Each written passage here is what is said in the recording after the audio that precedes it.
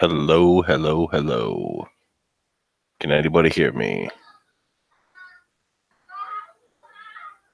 Can you hear me?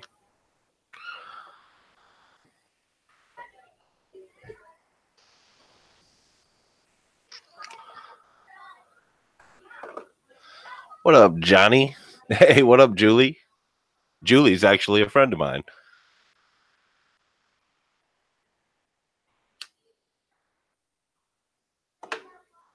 Is that Julie or is that actually Mary Jane?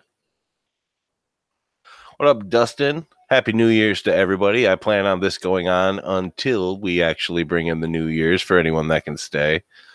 No, I did not have any children. I have a whole bunch of people in the living room right now celebrating Christina. Yeah, Mary Jane's my friend's Mike's daughter. So people, we got to watch our language a little bit because Mary Jane is, what are you, 9, Mary? I think 9.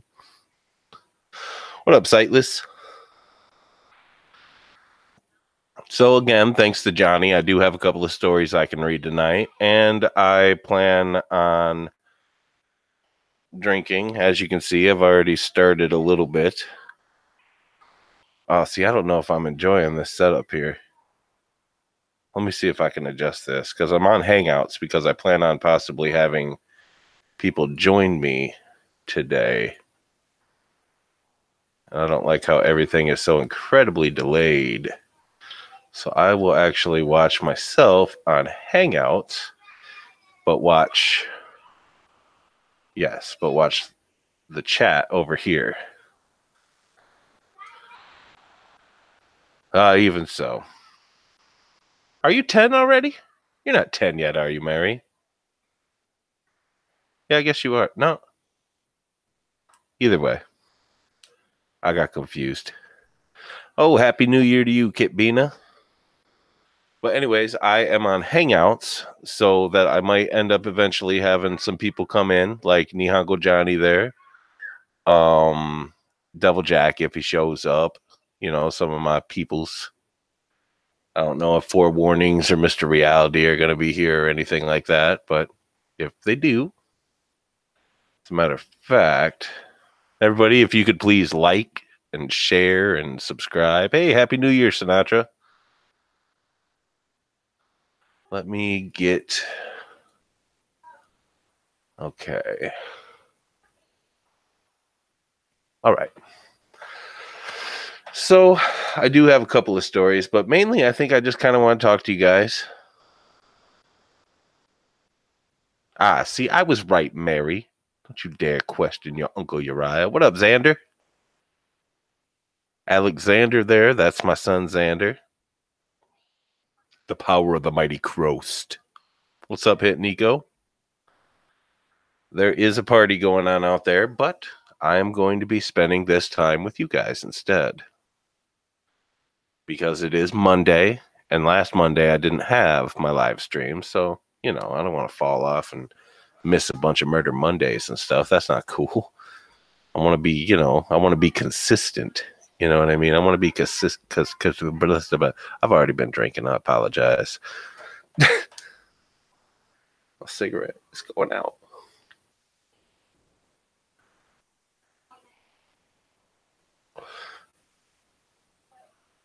You don't like him. All right, so I guess I should read a story. What do y'all think? I'll read a story, and then Johnny, are you busy, man? Yeah, Mary's out there in the party at my house. Or Julie Hayes, I should say. Which was funny because I hear Julie out there talking. All right, so Johnny, would you want to hop in the live stream after I read a story?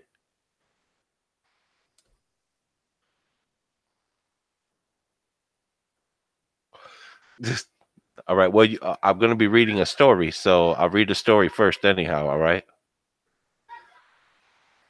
All right, cool, man. So you get everything set up, and I'll just start reading the story. All right, let's see what we got here. Well, it's kind of a short one, Johnny, so you better be quick, bruh. Read it slowly. I used to think... No, I'm just kidding. Hey, what up, Mandy? Happy New Year's to you, Mandy. Got a baby on the lap. Hey, what's up, Reapers? Oh, did you ever answer? Oh, you did answer it.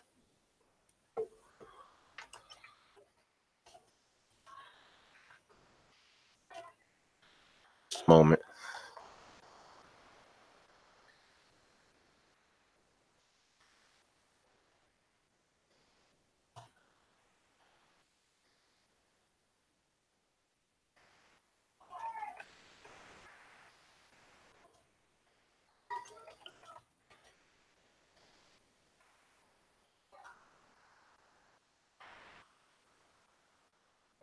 All right, back to what we're doing here. Now all my things gonna get all crazy on me. It's gonna be a difficult one with this setup. All right, so I will start reading the story. What up, Mr. Reality? All right, so the first story is called Life. It is called Our Cult Used to Be Fun, and it was written by Life is Strange, Me Too. 12 days ago, it says.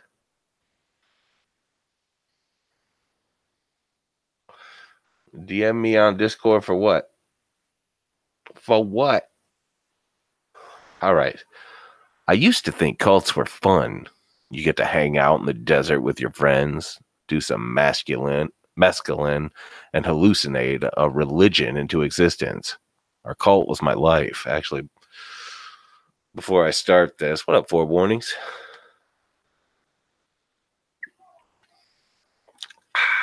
All right. That was... My buddy Oren and I started out of a decommissioned school bus we bought off a guy on Craigslist. The bus is rusted out and half the windows are broken. We smeared the name, The Beast, on the side in blood red paint. We had 17 members, all of them burnt out junkie losers like Oren and me. We used The Beast around the desert looking for portals to the other realm. The other realm was Oren's idea. It was kind of like the lust circle of hell from Dante's Inferno. Oh, okay, maybe I shouldn't read this story since Mary's in the live stream. Well, this one's a poem.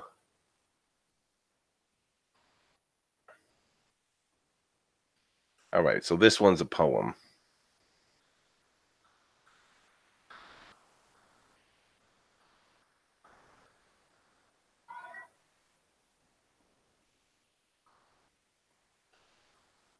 Huh. I don't know what's going on here. Who put this chair there? All right, so I'll read this one instead. It's called There's a Baby in My Belly. It's called B. Teva is the name of the author. B. Teva.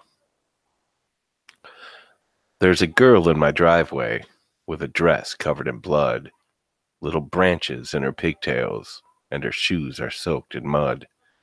There's a girl in my driveway, and she's standing in the rain. Through her eyes show no emotion. It's apparent she's in pain.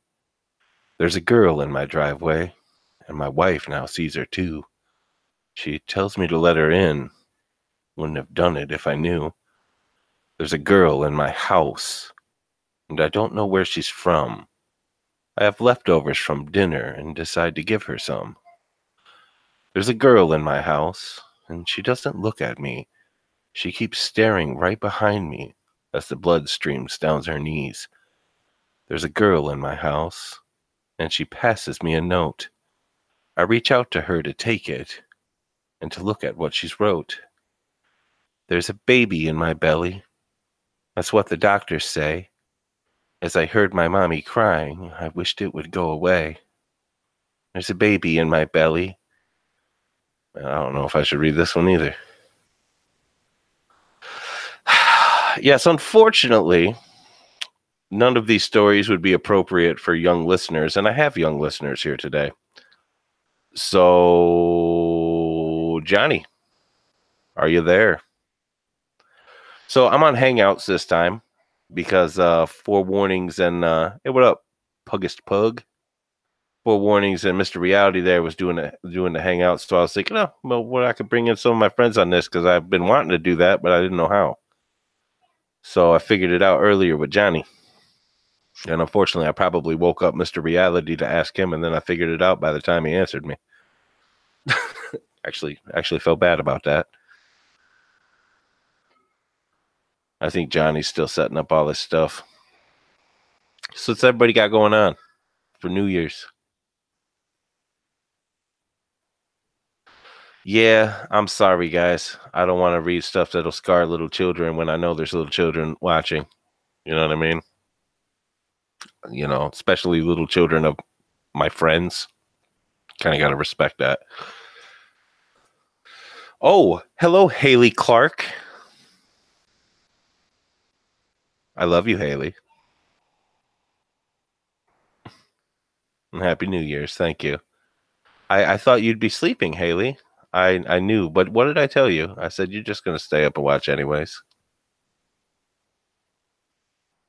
I know you're at my house, Mary. Hey, Haley. Julie Hayes there is Mary Jane. And then I just had a kid over here doing raspberries at my door.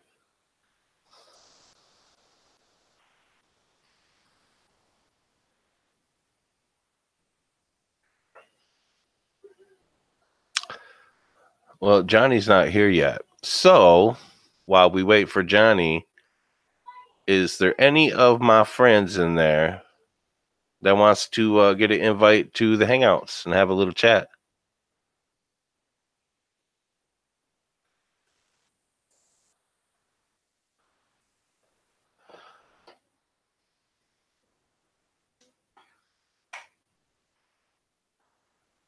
Mandy?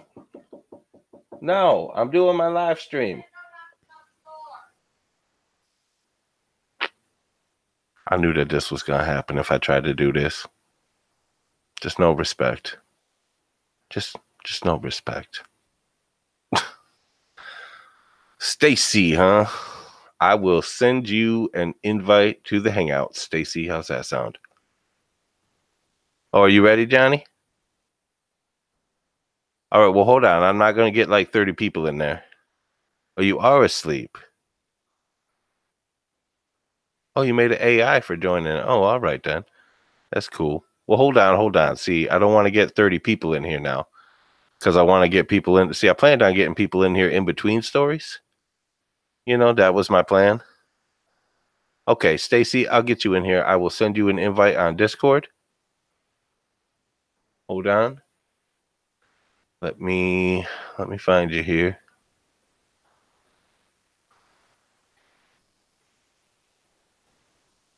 There you are.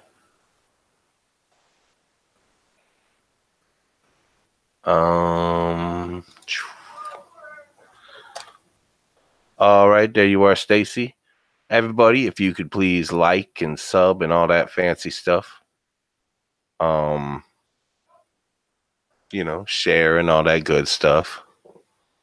Oh, you respect me, huh? Who was Mary? Who came and knocked on my door? What up, Sinatra? I already sent you an invite, Stacy. Besides, you was the first one to call it out anyway, Stacy, so it's only fair.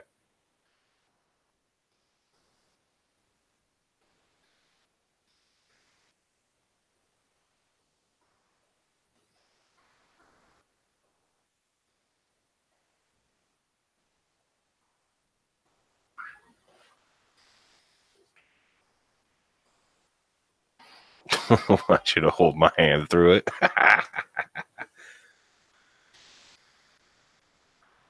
All right, last call for Stacy. If Stacy is not going to accept the invite, then I will invite Johnny and four warnings.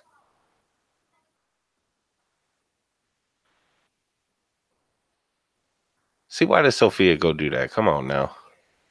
All right, I'm gonna send out an invite to Johnny and four.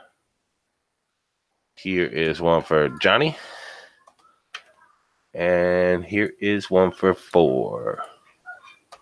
And 4, you can come if you want to, if you're busy. And you can't, I get that. It's all good. Thank you. Thank you. I appreciate that. I plan on just to keeping on letting it grow. Yeah, I'm drinking tonight. I started a little bit early, but I'm not too far in. See, I'm drinking Captain Morgan's, but then I got a mixed drink of Verner's and Captain Morgan's too. Because when you mix Verner's with Captain Morgan's, it tastes like cream soda.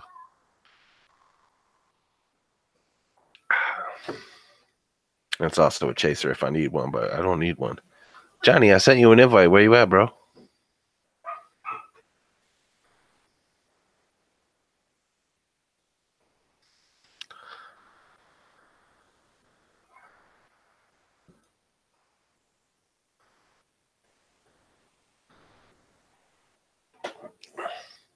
I guess I'll take another shot, huh? Or a sip or whatever.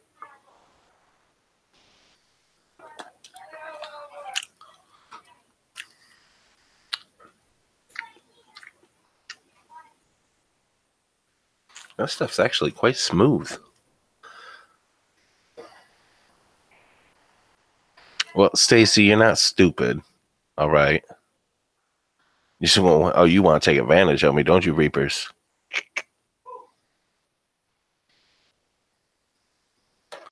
There's Johnny. Hello. What up, Can Johnny? you hear me okay? Yep, I can hear you, man. Oh, perfect. Hold on. Is anyone hearing an echo? Well, say something, Johnny. Hello. Is anyone hearing an echo for that? Because I can switch it to my headphones if need be. As a matter of fact, I'm just going to switch it to my headphones to avoid the echo. Hold on.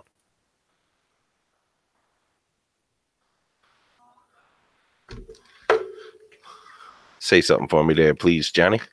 I think we need 4 warnings in here. I sent her an invite. Yep. So I sent her an invite, but I'm not sure if she was busy or not. She might. Well, April, I switched it to my headphones now, so you guys shouldn't hear an echo. Shouldn't be a problem. Yeah, I don't know if 4 warnings can make it in or not because I know that she's busy, and I think her and Mr. Reality was planning on doing something anyways, which I understand that.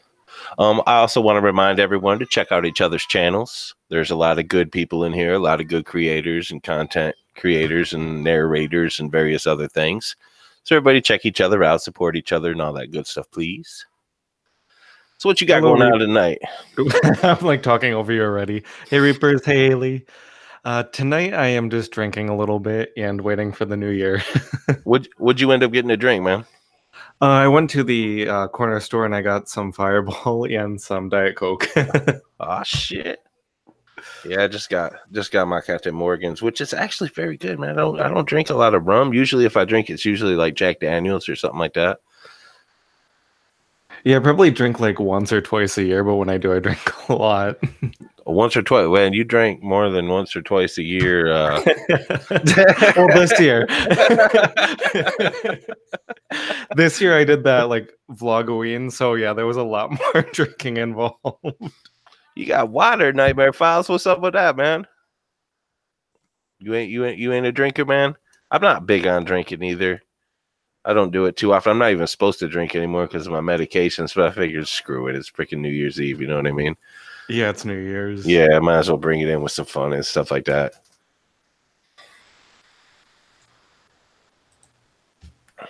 So I'm just checking up on the chat now. Let's see what's going on. Yeah. See, I kind of like this because like I get to see the chat like as it pops up and everything else, but then I get to also have people on that are my friends and stuff. You know what I mean? Because I never knew how to do that before, and luckily Johnny helped me figure it out earlier.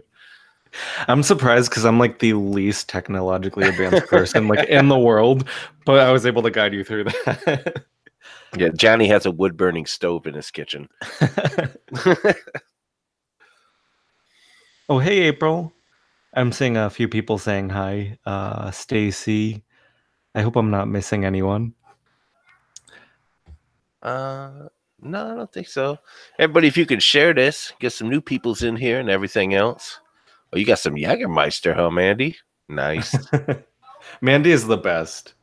Mandy's awesome. Yeah, she's cool. But I'm Hey, sorry. Nightmare Files. I'm sorry. Haley's the best. Haley is the best too. I love Haley.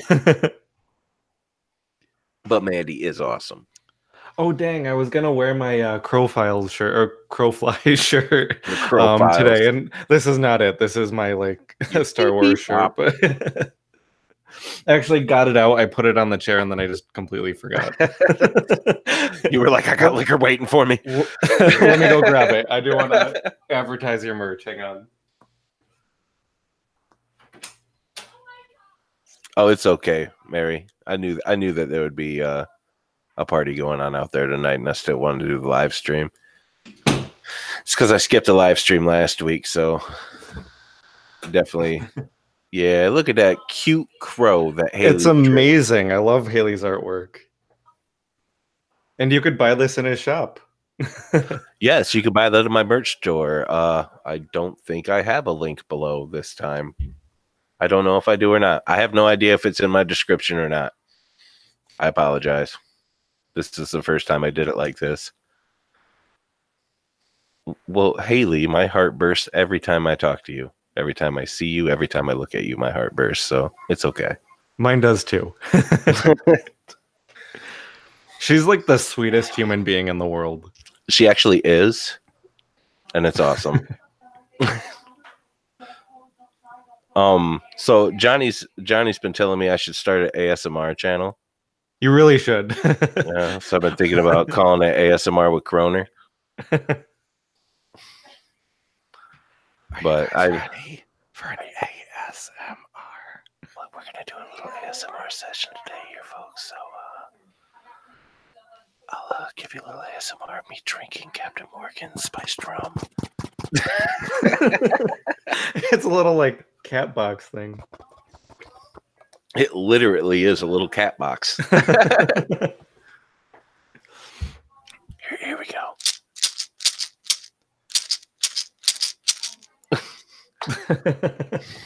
Shaking up those pills. Those are my prescription drugs.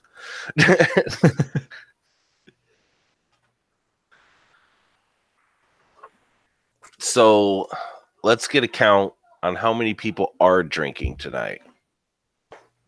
I know Mandy has some Jaeger.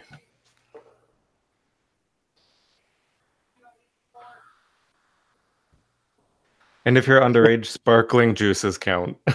Yes, if you're underage, sparkling grape juice totally counts. I actually prefer that sometimes. Fresh morning coffee. Psst, Mandy, it's time to wake up. It's time to wake up and go to work.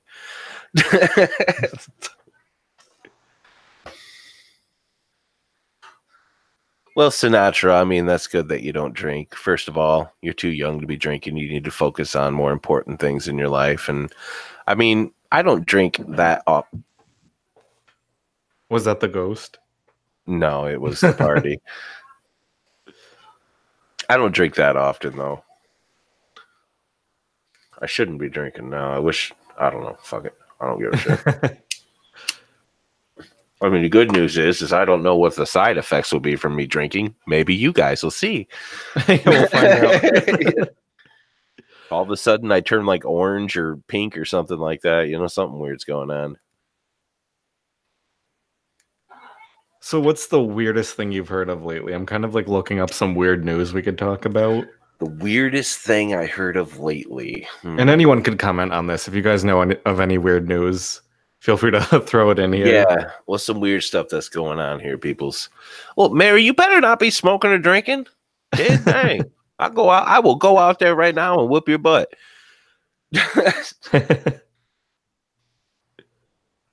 Multiplier effects. I'm going to look this up. I think that's like any of the side effects. They become stronger when you drink. The multiplier effect. Are you talking about in an economy? Give me some context there, Reapers. Because I look up the multiplier effect and it's just talking about some economy stuff. I kind of already got a buzz, guys. Did you hear about Saturn losing its rings like faster than expected? I did hear about that, which is quite interesting. Like, I don't know what it's gonna be like in the future when Saturn doesn't have rings and they're like Pluto isn't a planet. Like, what are we gonna tell our grandchildren? Well, yeah, what the heck? You know, Saturn has rings. No, it don't, dumbass. Yeah. It's not spelled Uranus. Or, it's Uranus. Oh, I know how that'll go, Haley.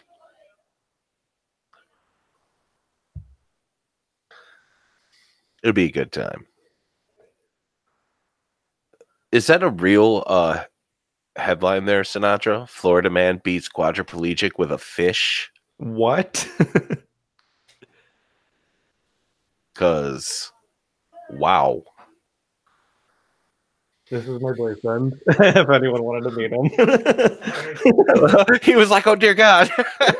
Poor guy. He ran out so fast. Poor guy. Yeah, dude. That poor guy. Now the whole internet seen him. That actually was a legit headline. Wow. That's crazy. Russian city painted it snow white to cover up its pollution. Wow. That's one step further. At least they still had a white Christmas. You know, of course, unfortunately, the paint, all it's going to do is create a bunch more pollution. But, you know. It's crazy how polluted it gets in LA here. Sometimes, like, you look out the window and you can't see, like, 5 feet in front of you. Some days it's really nice, but other days you're like, oh my gosh, like, I don't even want to open the window. The fact that Netflix created an alt-right Christian fanatic as the main villain in The Punisher, huh? Wow. They just got to demonize the alt-right as much as possible, I suppose. You know? So what was he, like an extremist or something, though? Dustin?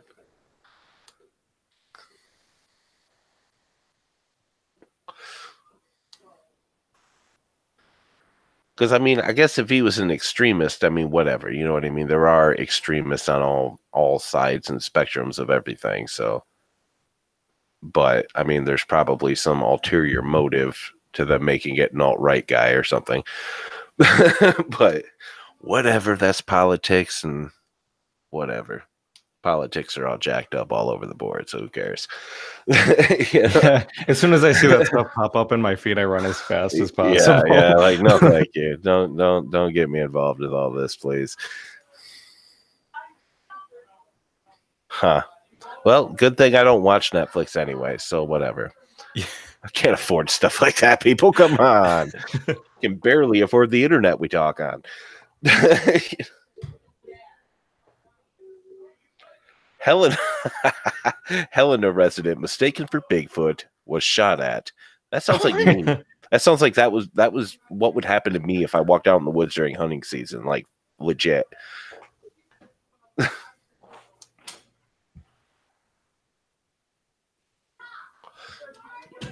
Do you know where Jack is?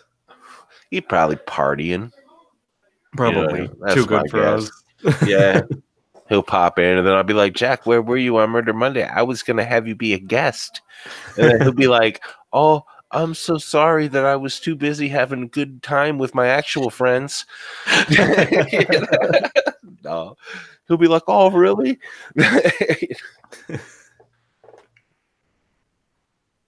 I can use your Netflix account. Well, Haley, I appreciate that. But there's probably not. I mean, I don't really watch a whole lot of television anyhow. Like, literally all I watch is crap on YouTube. That's pretty much it. I was watching some Tales from the Crypt yesterday. I watched the first episode and like the second episode. Yeah, it's like whenever I have to do something, I end up getting lost on YouTube, and it's like I watch the like weirdest crap, like how to fix your bra to the appropriate size, and I'm like, I'll watch the whole thing through, and then I'm like, why am I watching this? I was thinking that as soon as you mentioned it, I'm like, Johnny. I mean, that's not why they're uneven.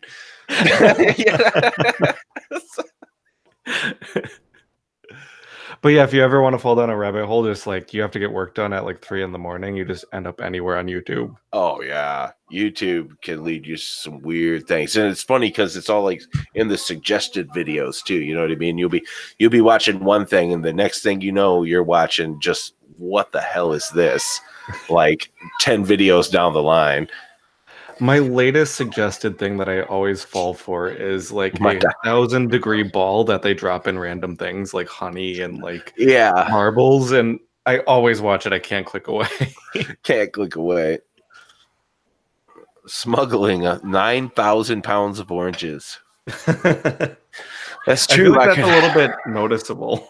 Haley, that's true. I could watch my documentaries in my Nissan while I'm eating tiramisu in the backyard garden. Haley knows what I mean by that. I think I kind of followed.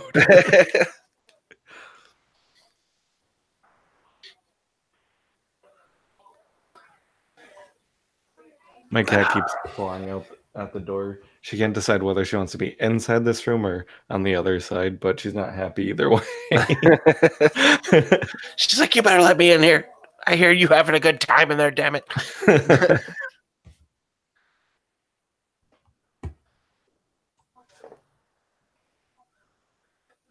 Madam Raven, Happy New Year's to you.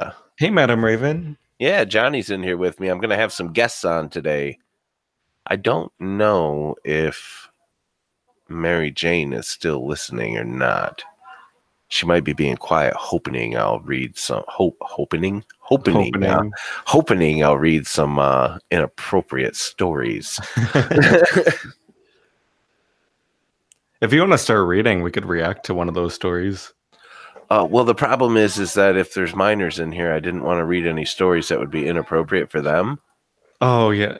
You know what I mean? That's why I stopped reading them, because both of them I noticed right off the bat. Not right off the bat, unfortunately, but as I was reading it, there was some inappropriate content for a 9-year-old child. You know, I'm not sure about this Vicky one. We could always do the ASMR, what is it, Dr. Seuss? My name is Sam. Sam, I am. All right, so I'll read Vicky here, all right? So I'm going to read Vicky. We'll see what happens. So, Vicky, what's up, Paranormal Stephanie? Thanks for coming, and Happy New Year's to you. Hey, Paranormal Stephanie. So the story Vicky, written by the Odd Cat Lady. Me. It happened. I know, right? It happened 10 years ago. I was only 8 years old. I woke up that morning to the smell of frying eggs and bacon. Stumbling down the hallway, I was greeted by the sight of a dark-haired woman at the stove, humming some friendly tune as she filled a cup to near the brim with orange juice. She turned to me, and I nearly jumped out of my skin. In a sense, she was pretty, but she had a vicious scar running down the left side of her face. Andy, you're up!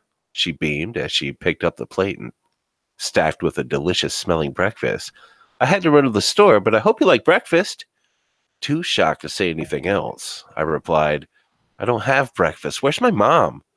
The woman laughed and set the plate on the table, now cleared off of shredded bill envelopes and clutter.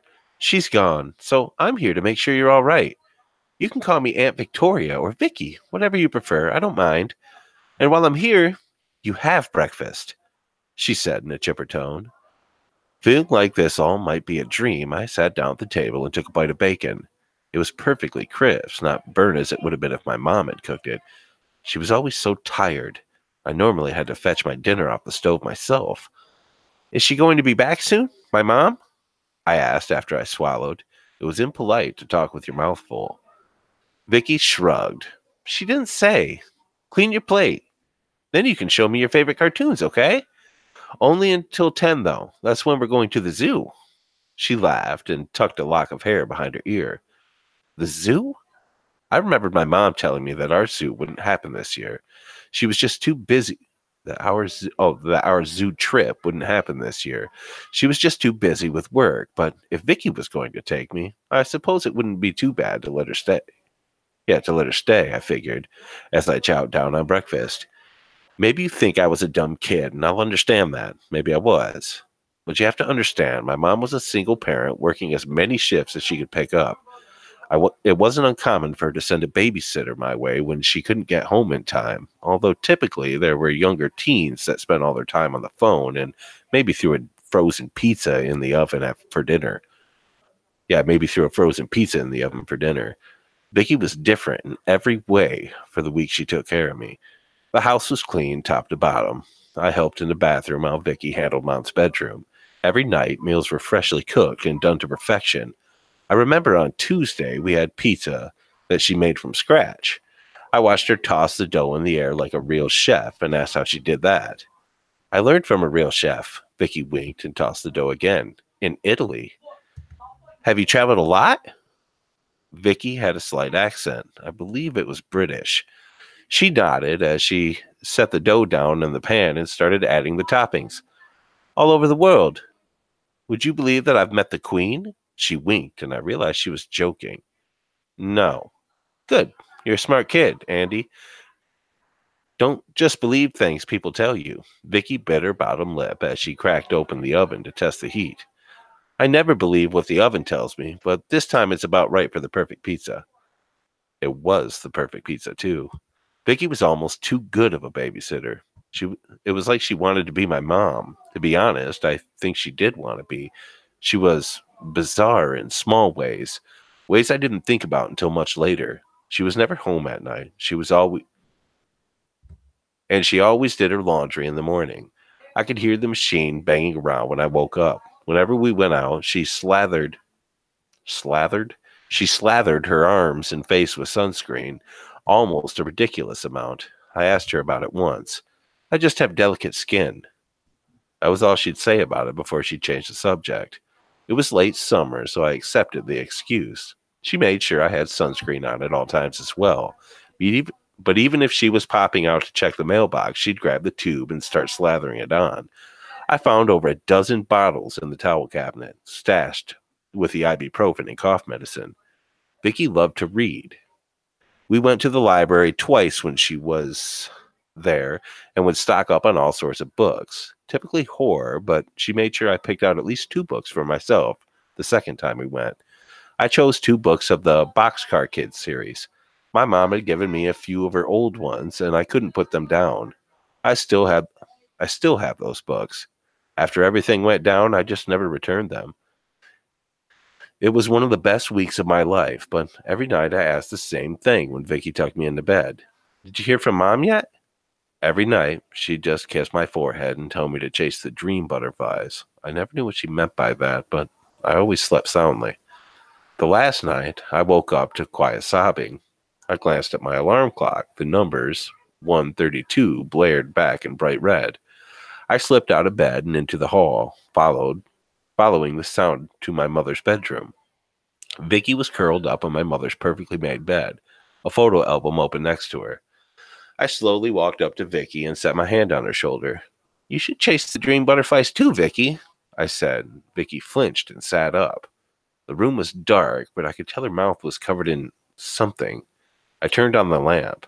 Her mouth was soaked in bright red, along with her hands and shirt. Blood. What's up, Brad Drac? Boogie? Oh, Lots of Andy. awesome people here. Yeah. Oh, Andy. Her voice cracked as she picked me up and set me on the bed next to her, wrapping her arms around me. I'm something horrible. I've done horrible things. I remained still in her arms. My eyes flicked open to the page in the album. It was a picture of the day I was born and my birth certificate. My mother proudly showed it to me every birthday and told me how she went through 12 hours of labor before I came into the world. And she'd go through those 12 hours again if she had to. She loved me so much. I might have not quite understood what labor was about, but I knew she loved me very much. Are you hurt? I asked, reaching up to brush some of the blood from her mouth. Vicky shook her head. No, sweetheart, this isn't my... She trailed off and shook, shaking her head. I thought maybe, just maybe, I could make things better by taking care of you. I think I'm just making them worse, so much worse. Andy, I'm so sorry. Do you forgive me? Forgive you for what? I asked. Do you forgive me for the horrible things I've done to you? I frowned. What horrible things? I asked. The worst thing possible. No, it's not fair. Vicky sighed and released me from her hold. It's not fair to ask you to forgive me. She got up. I have to leave, Andy. Can I do anything else for you? I had one more question. Why do you have a scar, Vicky? Vicky reached up and brushed the side of her face. Horrible things happen to me too, Andy. The worst things, I suppose. That's why I can only do horrible things too. She took the quilt and tucked it over me, smiling softly. Go to sleep now, Andy, and chase those butterflies to the end of the world and back. I woke up the next morning to a police officer shaking my shoulder. Hey, holy shit, guys, the kid's here! Wiping the sleep from my eyes, I sat up and slipped out of bed. The police officer stumbled for words for a moment. Whatever he'd been expecting, it clearly wasn't this. Andy, are you okay? He asked. I looked around. Where's Vicky? I asked. We'll find Vicky. We need to get you to the hospital. I think I baffled all the doctors and police with my case. When they broke into the apartment to find me, they expected to find this half-starved kid, scared out of his wits and desperate to find his mother. But instead, they found me dressed and clean, with the house taken care of, and with a full stomach. I think you can guess by now that my mother was dead. I was taken in by my dad, who had no idea I even existed, but he did okay with that. He remarried after he and my mom split, and I had 3 half siblings that I didn't know existed. It was fun being the big brother, and my stepmom, Mika, was super sweet. She wasn't my mom, though, and she wasn't Vicky. I had to pry the rest of the story out of my dad when I was older. The reason there wasn't police hammering down my door sooner was that my mom was a Jane Doe in the morgue. She had been found practically shredded to pieces. The cause of death was bleeding out from an artery in her neck. Her body had been discovered a few blocks from her work. All forms of ID were missing, including her wallet. My mom always had a picture of me in there, and they found that in the wallet with the bloody fingerprints in my mom's night. What? Oh, they found that wallet with bloody fingerprints in my mom's nightstand right next to where I was sleeping. My dad still wonders why my mother's murderer returned to her house only to care for her son, but I didn't need to wonder. I knew. I know that this is a long shot, Vicky, but I remember you liked horror, so maybe you'll find this story. I know you killed my mom, but I forgive you. All right. So that was the end of that story. That was pretty creepy. Yeah, that was kind of creepy. I kind of thought Vicky would be a vampire there for a second. Yeah, especially with the beginning, with all that blood. Yeah, I mean, it's possible that she was, I suppose. It was kind of like faintly hinting at that, because the blood in the mouth and then, the artery and the wound down the neck the mom bled out from, and, things like that. And then Vicky's traveled around the world a lot and, stuff like that. So it's possible that Vicky was a vampire. Not 100% sure on that. Maybe a cannibal. Hey, man, it's okay if somebody gives me downvotes, man. I ain't pressed about it. There's a couple of haters out there. If they just want to give me a downvote, but they too scared to say something, whatevs. If you want to do a downvote, at least grow some testicles and do something. You need some milk? Is that the problem? Do you need some milk?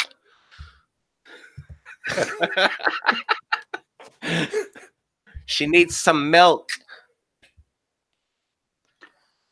So is that Captain Morgan?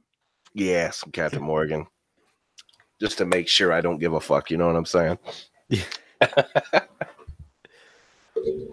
So what would you say is the scariest thing that ever happened to you? Um, the scariest thing, you mean paranormal or just in general? Both. Um, I would probably say the scariest thing that ever happened to me that was not paranormal was probably when the dude in the truck tried to run us off a bridge and shit. He My buddy Mike was driving and he was flicking a cigarette out the car window that was like partially rolled up, you know what I mean? So he had to like stick his hand out and flick the cigarette.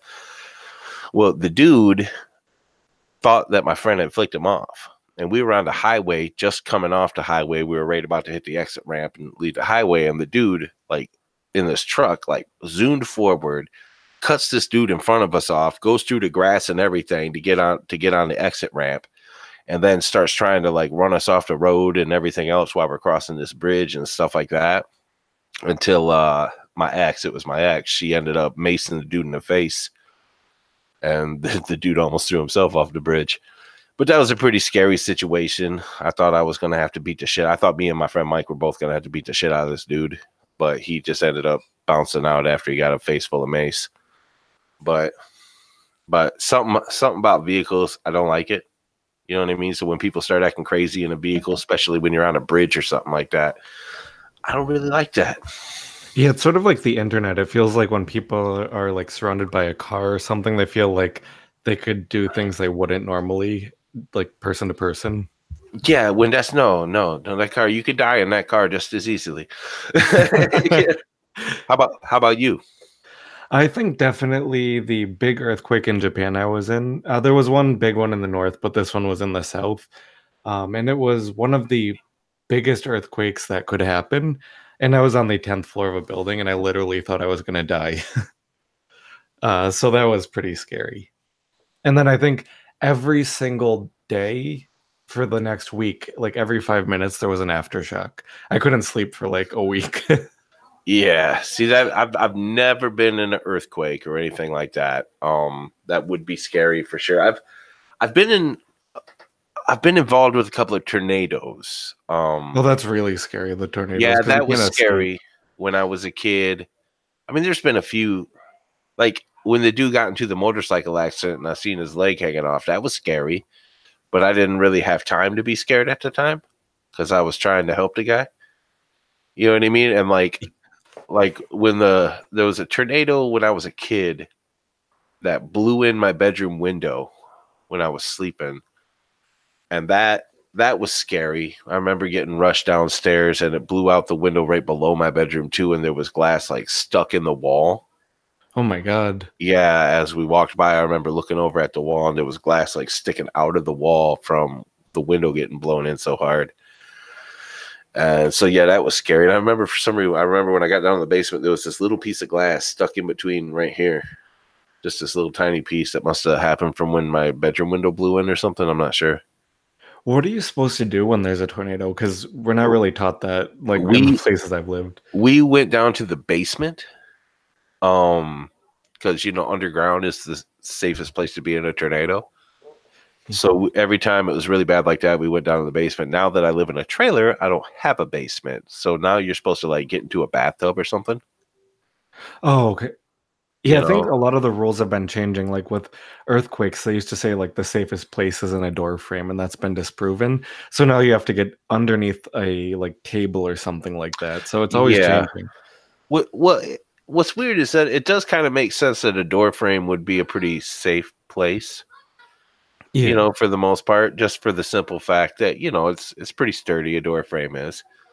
yeah, So I mean that would make sense, but underneath a desk or something like that, because a door frame still leaves you vulnerable for shit yeah, that's from all flying different around. size. Yeah, now under a desk, as long as it's a sturdy, if it's a piece of crap desk, then no. I remember you in know? that big earthquake, like furniture was just flying like through doorways. So if you're standing in that doorway, it's just gonna like hit you. Yeah, yeah. See, that would suck. I figured I'd get some haters today, though. On the real, I figured I'd get a couple people to downvote me, but that's all right. It don't matter. You're too cool for haters. I don't even care. If you want to, if you want to hate me, then and you don't know me, then that's your problem. You know what I mean? Like I don't care. I got friends. I got people who like me, so why should I give a crap about the people who don't? You know, let alone people that want to make a big deal out of nothing.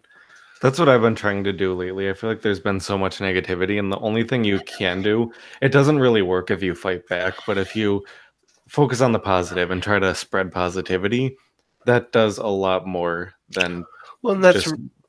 I agree with that because that's really what I do is I try to spread positivity and stuff like that throughout the community. So if somebody wants to be a hater because I try to make a joke about something or something like that, and they want to make sit there and QQ about it because they sensitive little snowflake, that's their problem.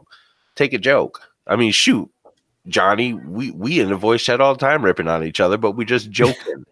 You know what I Exactly, we mean? know, Like, yeah. tornadoes are delicious, huh, Reapers? Delicious and nutritious. Well, Stacy, see, I'm not going to name any names because that'd be wrong. It's All not right. worth it. Yeah, Yeah. it would be wrong to name names, but there are haters out there. There are people that want to make a big deal out of nothing. There are people that can't take a little joke or something like that. They're just little sensitive people. And And that's anywhere in life. It's not even just yeah, YouTube. that's Like, not oh yeah. yeah. Anywhere the internet, not the internet, there's all kinds of little sensitive people that can't take a little bit of criticism, that can't take a little joke and stuff like that. You know, if you can't handle it, then that's your own fault, really. You just need to harden up a little bit. You know what I mean?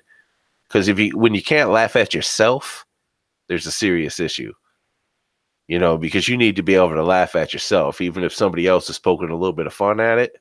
If it's, you need to be able to do that. Just roll with it. Because if you can't, then you're an uptight person that needs to loosen up and relax a little. Especially if you do YouTube, like you really have to learn to laugh at yourself and kind of like roll with the punches because you're gonna get a lot. Like no matter who you are, and the more you grow, you're just gonna get a lot of hate. Yeah, You're gonna get a lot of like random comments, and like you can't take them all seriously. absolutely.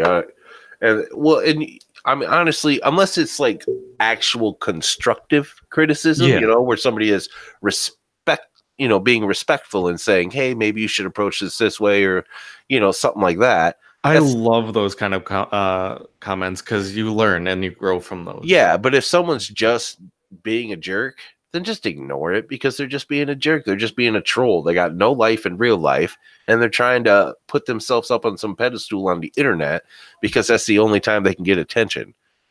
You know what I mean? So they just scream for attention on the internet. I don't hate people either, April. I think it's a waste of energy to hate people.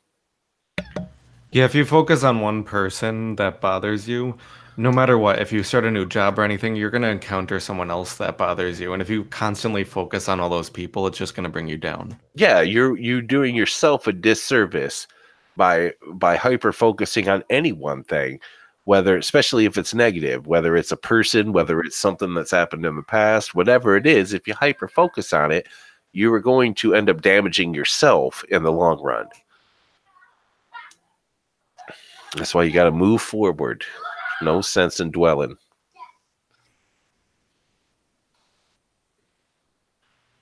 So What's what is up, everybody Mr. Rocker Vlogs? What's everyone doing on this New Year's Eve?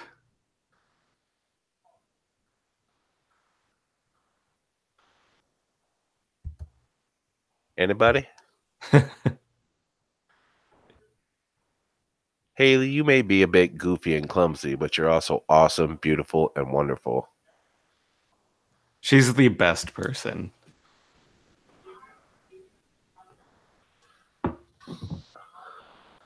Watching me. Well, Reapers, I'm glad that you are going to bring in your New Year's with me. I plan on keeping this one going. Reapers, you are more than welcome to join me in the chat here in a little while if you want to. I'm not going to get too many people in here at once, though. So we'll have to rotate some people and stuff like that. See, now, Dustin, yeah, if somebody tells you to go kill themselves, that's probably, honestly, it's probably because they want to kill themselves. It's probably because they're freaking depressed people. You know what I mean? Yeah, never listen to those. I dealt with a lot of that throughout my life, and they're just sad people. It's just pointless. How you doing, Mr. Rocker Vlogs? We should have Reapers pop in with us. Yeah, thanks for joining us here tonight, Mr. Rocker Vlogs. I appreciate it. Yeah, Reapers, you want to join us, man? You want to join us in the conversation, Reapers? We need a little death in here. Talk about the horror hive a little bit if you'd like.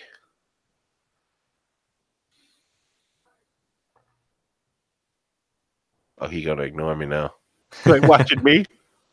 I think we have a really big lag. Oh, he said Oh, he sure. said sure. All right, man. I'll send you an invite, man. Maybe we could get Sightless Sunder in here one time too. He's really cool. I think he said that he can't earlier. Oh, okay. I think so. I don't even know if he's still here, honestly. If he is, though, I wouldn't mind him coming in here, and he might be able to on another Murder Monday too. So I sent Reapers an invite. Now it's Murder Monday with friends. Mm-hmm. That's why I called it an extravaganza. Shrimp and other snacks, huh? Shrimp is amazing. I like shrimp. Man, I've been really thinking about what I can cook with some fresh ingredients and stuff now. So I'm trying to change my diet and all that. That's why I've been watching a lot of Kitchen Nightmares. I see both what not to cook and what I can cook. There's Reapers. What up, man? Reapers. Reapers? Yo. What Hey. up, dude?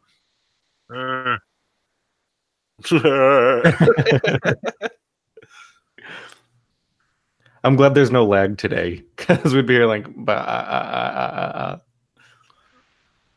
Well, Haley? it's not Discord. Sorry, just a moment. So, what have you been working on with the Horror Hive? I'm just working on a schedule for January. Are you getting that set?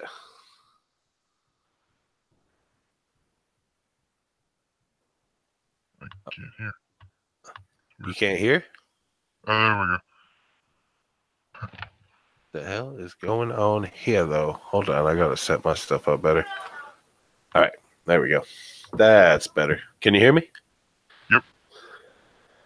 So, are you working on? What about that story, that Wish story, that one? Is that coming out through the Horror Hive? Yes, it is. Excellent, excellent. You got anything else in the works? Not at the moment. We are working on. Well, Double Jack's working on a story that I can't really give too much information on. Yeah, I get that. What about that? What about that other one that I did the lines for and stuff? What happened to that one? That's not ready to come in yet. Oh, okay. All right. I had lots of, for lack of a better term, life problems. And by the way, everybody, the Horror Hive, if you look that up, is like a. Well, you tell them about it, Reapers. The Horror Hive is a collective of YouTubers in the horror genre that have band together and created one channel for just anything horror. Yep. And they are the ones that started me with my narrations. And they're good people there. Reapers is he tolerates me. but no, Reapers and I, we get along quite well. And I don't have any problems with anyone that's currently involved with the Hive at all now. I don't think. Not that I can think of anyways. All seem to be all right people. People that I know of, at least. Played Destiny 2, huh? Oh, hi, Johnny. Yeah, I didn't even say hi. Oh, no problem. I thought it was implied.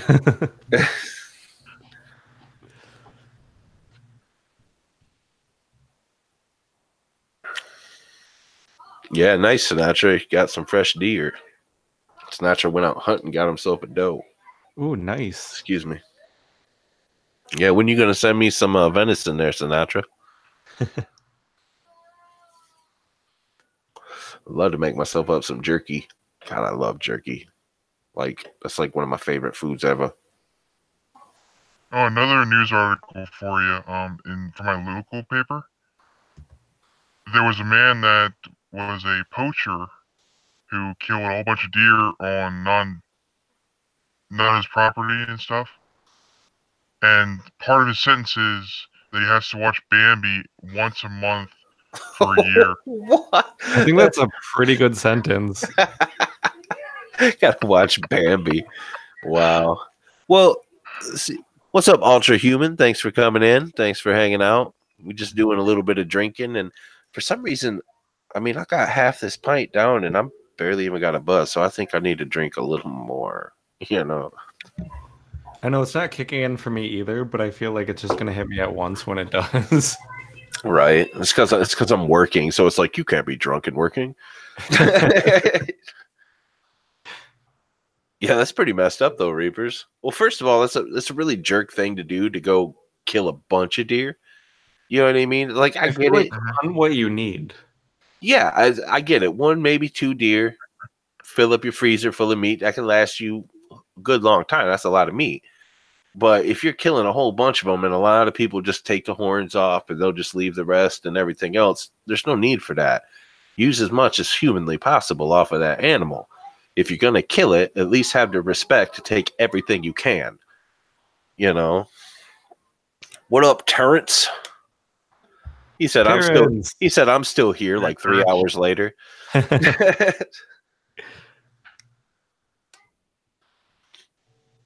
But yeah, everybody, if you want to check out the Whore Hive, type it up in there in the search bar sometime and give them a sub. There is a whole bunch of different narrators and stuff that gets involved in that. Reapers will do original stories, and he will have quite a few people from the Hive get involved in there. And so it's like nice little team effort to do those. He does little animations on them, and he does the artwork on them and stuff. He drew his icon that he has there. He is a very good artist. And watch Straw Man. Yes, the cult of the straw man. I am the straw man. And the sheriff? Is that who was the sheriff? Yeah. What is your major malfunction? I just realized that I never shared this stream, so if anyone else hasn't shared it, please share it now. Oh, Johnny, I thought you were a fan. I thought I was too.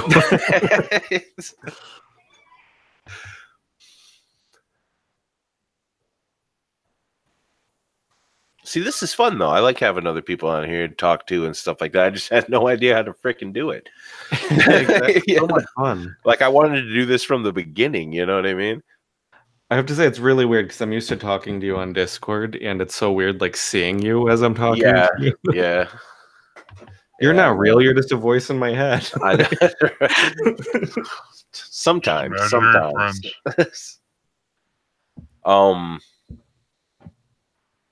But yeah, this is what I wanted to do with Murder Monday right from the beginning. I wanted to read stories, then have people come talk, shoot the shit for a little while, talk about certain topics. This one's not planned, so there's no topics to actually talk about, like predetermined or anything. So we're just kind of playing it by ear.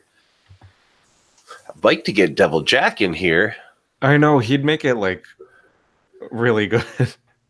We're all pretty good. It's just I feel like he has some really good views on things. And yeah, well, and like I would also like to get Brad Drac V in here and some of the authors I've worked with. I would like to get them in here, talk to them and stuff like that, because I mean the authors I work with are obviously quite important to me. You know what I mean? Because they do really good work. Yeah, well, not only are they great authors, every author I work with, they're in my opinion very good authors, but they're providing me with these stories. They're like the lifeblood, or something, like they're like the brain of this freaking whole thing. You know what I mean? I guess the listeners are the lifeblood, really. You know what I mean? My subs are the lifeblood, but they're like the brain of the operation. I guess I'll take the heart's job.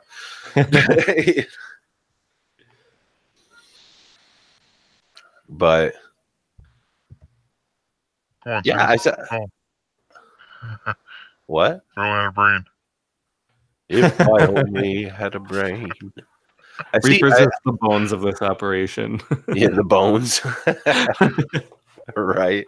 Didn't.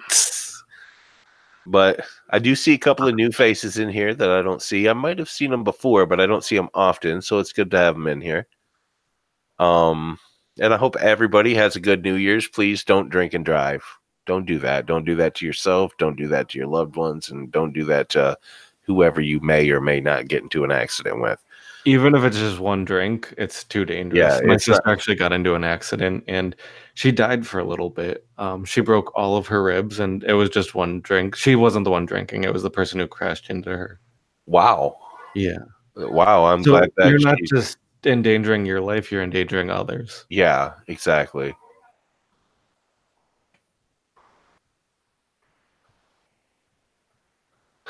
And I killed the Haley.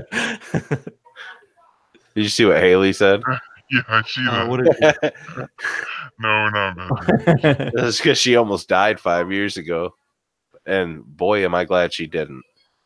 Phew. I think about that a lot. She hates it when I say this, but how absolutely lucky I am that she is so stubborn. We're all lucky to have Haley in our lives. Haley's awesome. But yeah, so please, yeah, take a Lyft or an Uber, taxi, whatever you got to do, designated driver. Just don't drink and drive. If you're at a friend's house, see if you can crash there if you're drunk. And you I know think, what I mean? I think even, I'm not sure if it's Uber or Lyft, one of them has a discount, so definitely take advantage of that. One of them has a discount. Are you drunk? I'll give you a discount if you're drunk. Oh, okay. Yes, I'm drunk. Come pick me up. I can't even stand.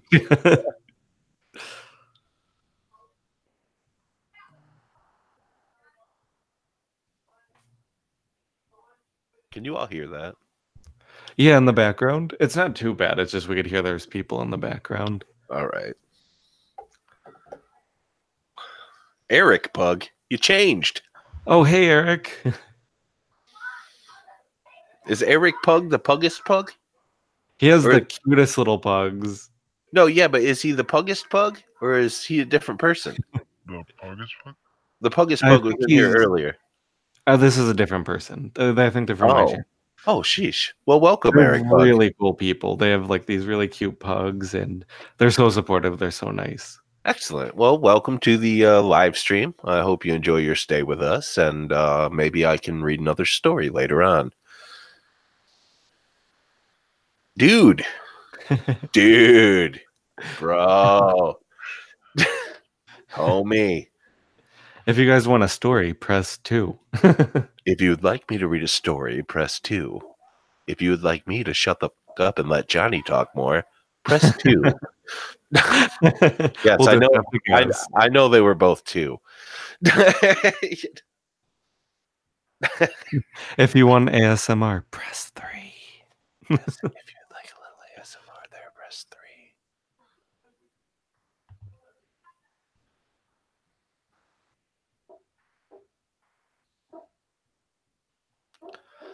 What does 1 get me? What does 1 get you? Nice swift kick in the testicular region.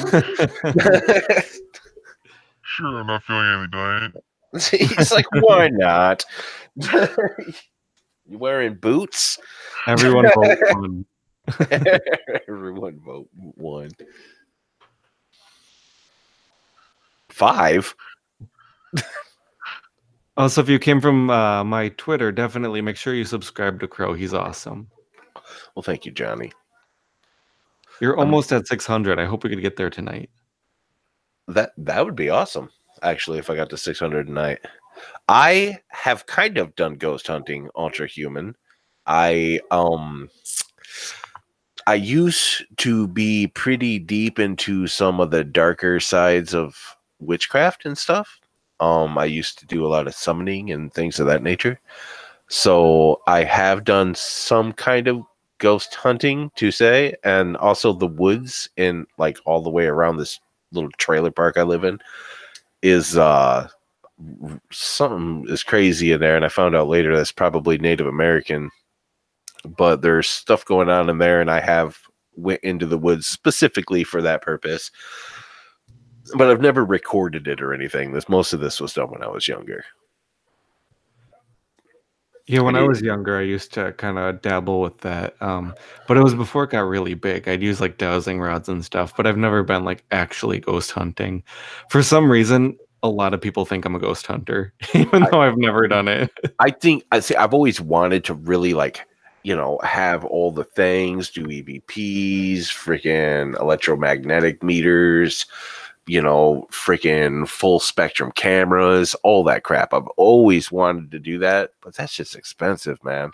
It would be nice to do something like that, but yeah, it is really expensive. I can't afford the equipment.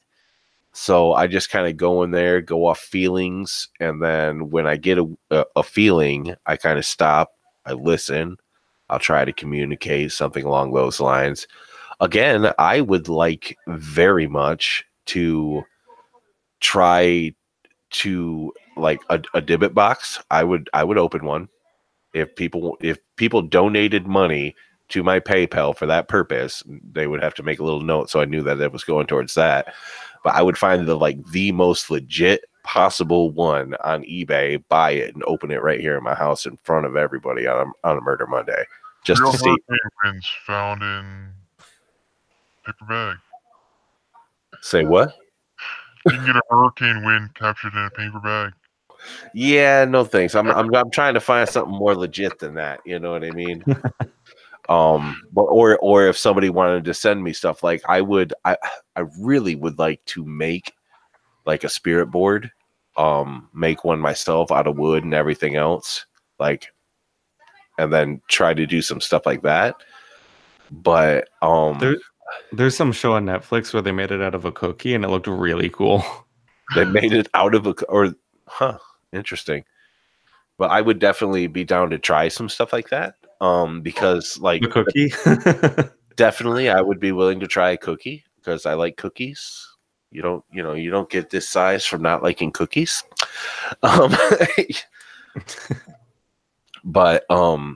paranormal stuff, it doesn't frighten me at all. It intrigues me. Oh, hold on, let me see what he said. My friends in Washington have some really intense experiences, and I've joined them on a couple occasions. I want to record some of that on the next year. Yeah, dude, that'd be awesome. That'd be awesome. Man, this one time, me and a group of friends went up north, because I live in Michigan. So we went up north to Traverse City. There was this abandoned mental hospital, man, and we went through that place. Oh, that place was creepy as hell. We all had some beers for the homeless people that were living in the tunnels, because there was tunnels underneath that connected all the buildings together and stuff like that. I can't remember the name of the place now, but it was a really cool place. Was that the one where they shipped the bodies underground? This one, it was never, as far as I know, at least, it was never on any of like the television programs or anything. But I'm not sure if they were shipping bodies through the tunnels or if it was a way to transport the patients or what. I'm not 100% because I don't know a lot of the history about that. It was a bunch of buildings. There was one more modern building and then a bunch of older buildings. But it got closed down, like most of the mental hospitals did. And the inside, there was like chains on the walls on the inside of that place. There was, I don't know, I can't say it was blood. It was probably just handprints, but there was these red handprints on parts of the walls next to the chains and stuff like that. It was really cool. It's totally cool. But the people I was with, man, see, this is the thing. If you're going to go ghost hunting, bring a group of people that aren't going to be sitting there screaming like they're in like a haunted house attraction. You know what I mean? Because like it's okay to get freaked out if something moves or something gets thrown across a freaking room or something like that. Obviously, that would make anyone jump, especially in some pitch black freaking room. But when it's every 5 minutes, like it's a little distracting. Yeah, if someone's just sitting there screaming and everything else, it's like, come on, why are you going ghost hunting if you can't handle ghost hunting? You're there to communicate. You're there to gather information. Be professional about this. You know what I mean? But I agree with what Sightless Sonderer just said. That is something that I have always wanted to really get into doing is ghost hunting. I think that would be so fun.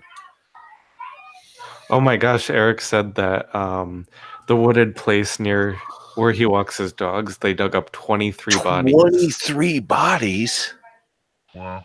Do they know what it was from?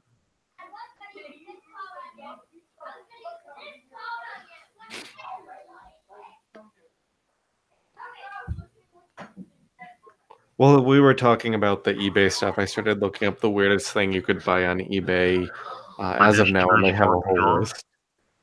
What's that? Britney Spears fart in jar. Oh, I didn't see that one yeah, yet. no, thank you. That's an old one. So Eric, far, they have a grilled cheese sandwich with the face of a Virgin Mary on it. They have a ghost in a jar, a haunted rubber duck. That's $107. I think you should buy that instead of the big box. haunted rubber. You squeeze, it's like, Put in I'll the kill bathtub, see you. what floats around. There's a Dorito in the shape of the Pope's hat. There's the meaning of life you could buy apparently for $326. Oh, I don't really need that. You could buy a grandmother, I could buy a grandmother. unwanted Brussels sprouts, a man's life, an imaginary friend, an unassembled snowman. It's just gonna be a bunch of snow. It'll be like a bunch of water. Ice shavings from the freezer. Just add freezer. The right to name a baby, a human liver. I don't think that's legal. But unless it was for scientific purposes. Could be preserved. Yeah, if it was preserved, you might be able to buy that. Eric, I got a question for Eric. Do they know anything about the bodies? Do they know what it was? Was it a serial killer? Was it some old style grave or graveyard that, was just overgrown to the point where nobody even knew it was there anymore? Was it a mass grave from some sort of, battle? I don't know what area you're from or anything, so I'm not sure, but it would be pretty interesting if it was a serial killer. And if they dug it all up, then that probably means they know who put them there.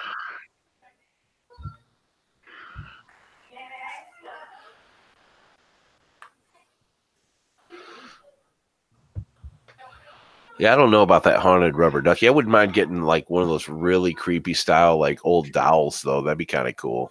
Oh yeah, the haunted dolls. Those are really cool. Yeah, that'd be fun.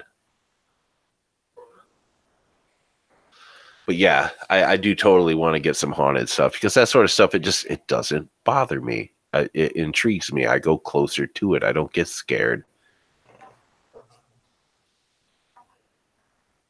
And if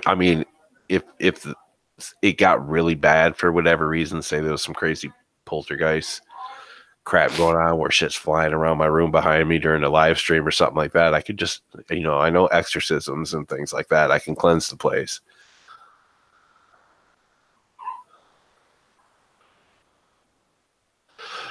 I didn't know before this, but it was just a nice bunch of pine trees. But what I heard from many folks, the guy across the street, the ex-cop, he said the place was deep woods. Interesting. Well, keep an ear out, man. Let us know in future live streams or something, Let us know what you find out about that. How long ago did they find all the bodies, do you know? There was a bad drug dealer, apparently. No, he said it was deep woods, and if you were a bad drug dealer. Oh, if you were a bad drug dealer. Yeah. Sounds like a serial killer to me, man. 23 bodies. You really do. You really don't ever know what's under your feet. You just don't. And I need to drink more, man. What's going on here? I should be sloppy by now, don't you think?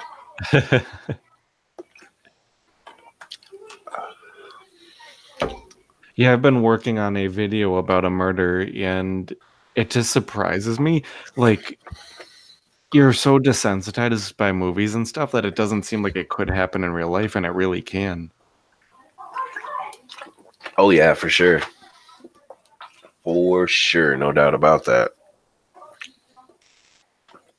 I'm not too worried about being murdered anymore. I was worried about it for a little while. Do some jumping jacks. Hell no, man. I ain't gonna do some jumping jacks. I got a bad back, bro. That would probably kill me. I'm gonna hurt myself if I try to do some jumping jacks. I don't think I'm gonna start doing true crime. I'm having fun with it, but I might put out like one of these or two of these a year. If people like it, I'll be happy to do some more. Japanese ones. Yeah, I'm focusing on Japanese ones for the main part. I have thought about doing a couple videos like that myself, just because there are a couple of things that I like cases or serial killers and things like that I really, am intrigued by. But there's a lot of people that do that sort of stuff now. So, I mean, I try to steer away from the things that a lot of people have already done. That's why I try not to read stories that have been read over and over and over again, for that same purpose. A few videos from ghost hunting, Nightmare Files? I think he means murderers and serial killers. Oh, True okay, I got crime. you. Is it the Nightmare Files or is it the Nightmare Flies? Yep,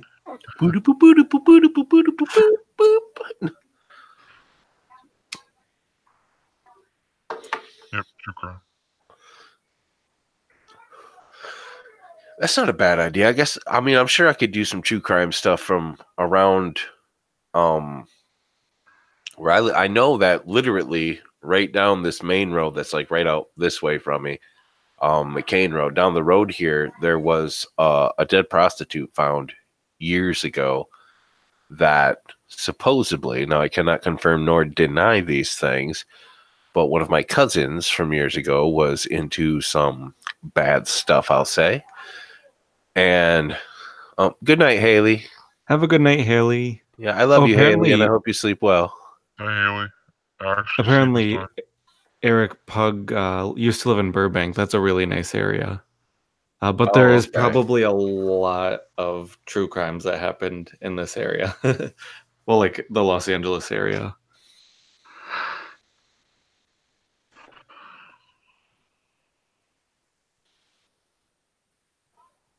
Yeah, they liked it because of the lovely smell. To a dog, I bet you that smelled delicious.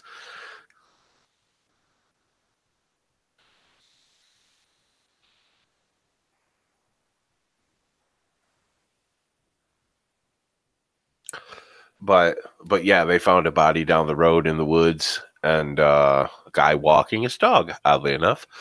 But my cousin, who was into some shady stuff at the time, she had some problems, and she was a prostitute, I do believe, but I cannot confirm or deny that.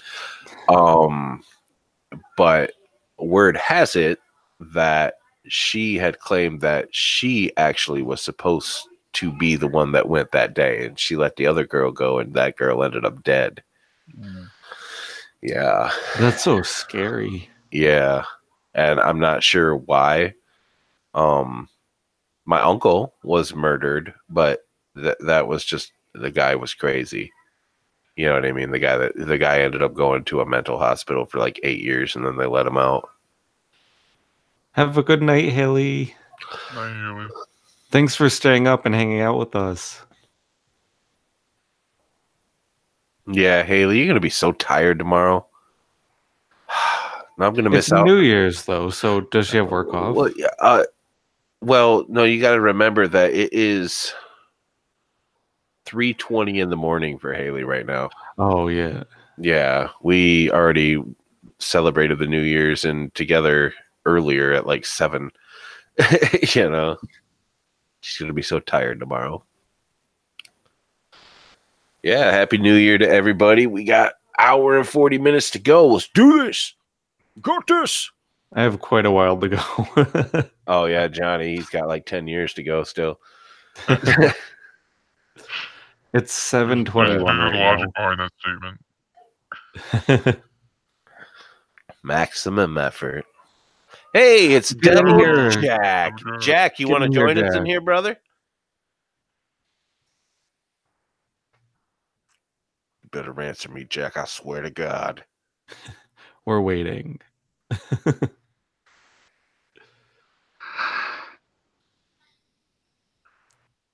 So, Jack, we're keeping it PG-13 tonight because apparently we have younger audience. Yeah, Julie Hayes is actually my friend Julie and my friend Mike's daughter, Mary Jane. She's 9 years old. 10. Oh, Jack, you didn't know she's 9. She won't be 10 until January. Oh, okay. Jack does not want to join us. He is too good for us. He's the most interesting out of all of us. Well, Jack, I would still like to have you in on another one of the live streams at some point. I think that would be wonderful. I think that would be awesome. Hey, what's up, Pittsburgh Steelers? Thanks for coming in. Mary, you are not 10. Stop lying.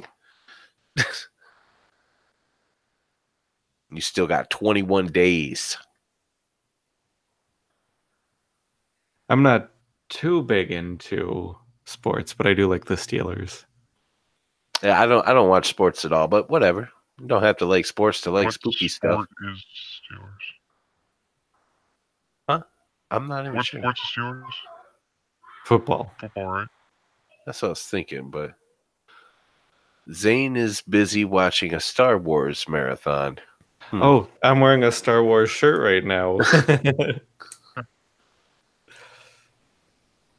I kind of trailed off on the Star Wars, I can't lie. I got a little bored with it after a while. All right, so I watched the most recent one, and then I didn't bother with going to see, what was it, Han Solo. I didn't bother with it. Yeah, Yeah, people are probably going to kill me for this, but I refuse to watch any of the new Star Wars. I like the old ones too much, and like It was meh. like I watched the first 2 or 3 of the newer ones, you know, but I prefer the older ones too. I But did then, like yeah, I Rogue love One. the older. of course, I've seen all the older ones tons and tons of times too, growing up and everything. You know what I mean? So I thought Rogue One was pretty good. I didn't watch that one. I haven't seen But the that other one. two that I saw were nothing special. Jack, you will be happy to know that I have some Daniels here, or not Daniels, some Captain You're thinking of Morgan's. Jack. Thinking of you, Jack.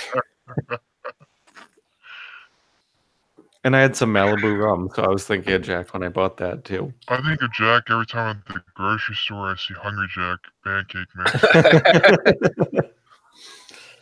He's sitting there stocking like, Jack.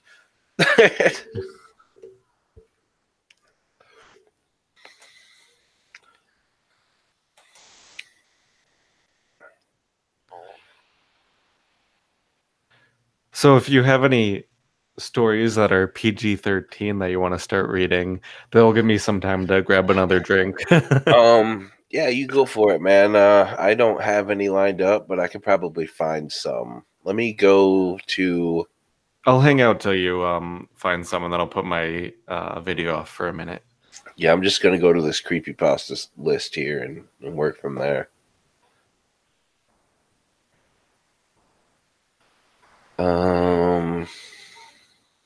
Hold on, I gotta set myself up here. Murder Monday. Whew, these readings are gonna get more and more rough though. The more I drink, I can already know that. Which will be, you know, pretty funny. All right. So here's one I don't think I've read before. It's a medium-sized story. It's called The Eighth Man by Chris Holland. So thank you, Chris Holland, for writing this. And I'm going to take another swig.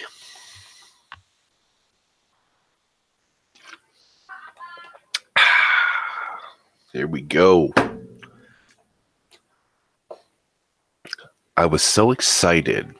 I had never really gone camping before, so the fact that one of my friends asked me to go with him was amazing in itself. He just made plans for He made plans for 5 other guys to join us as well. The plan was to leave right after classes on Friday evening and drive up to an old abandoned farmhouse, which, in Kansas, aren't too uncommon. This one was special, though, or so I was told by Riley, my friend that had invited me. He said not only was the house quite large and well held together after many years of vacancy, but very few people knew about it, so we were almost certain to be unbothered for the weekend. We would stay all day Saturday and come back Sunday morning. At about 6 p.m., the last guy, Seth, I think, finally arrived at the cars. We had a white Suburban from Riley and a small Honda van. 4 people rode in the van, while 3 rode in the Suburban, but the Suburban was also full of all our junk we planned to bring. We left around 6:30 and drove for nearly an hour before stopping at some burger place to eat a quick supper and shift drivers. After another 2 hours drive, we arrived at the farmhouse. The farm area was large, empty, and the fence that used to surround it was in shambles. The house, however, looked very nice, almost kept.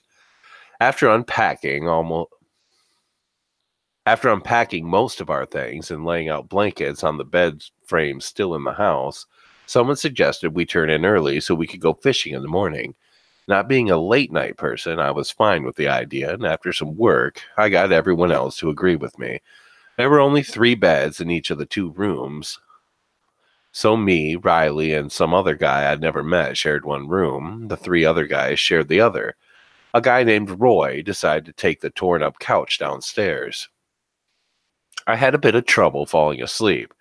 A bit uneasy about the whole drafty, creepy abandoned house thing, but I eventually dozed off, unable to stay awake any longer. I woke up at the sound of Riley moving all his crap around. When I was able to open my eyes enough to see my phone screen with the time on it, it was just after 6:30, so I had to hurry if I wanted to catch anything. I rolled out of my bed, grabbed some jeans and a jacket, changed as quickly as I could despite my exhaustion, and grabbed one of the 3 remaining fishing rods. When we got to the pond, Roy, Riley, and 2 other guys were there. I cast my line in and sat silently waking up with the rest of them. Over the next hour or so, the other 2 people made their way to the pond and everyone had woken up a bit more and were chatting about their restless nights. "So, which one of you idiots decided to come downstairs last night?" Roy shouted over the other voices. I was expecting for someone to laugh and give some excuse, but nobody even flinched. "You're not in any trouble, but it was too dark for me to see your face. Whoever it was..." What? "You're not in any trouble, but it was too dark for me to see your face, whoever it was. So, for my curiosity, who the hell was it?" Minutes went by with Roy just staring at our faces or any sign... Oh, I'm sorry. My thing was covering that. "For any sign of conceal." I decided to speak up and try to figure out who it was. "What did you come down for? Did they sleep down there? Or what did they come down for? Did they sleep down there? I don't know. They didn't say anything, and I was so tired I dozed back off." "Well, what did they do?" I asked. "I told you I was tired. All I know is that I saw someone come downstairs, look at me, and then I fell back asleep."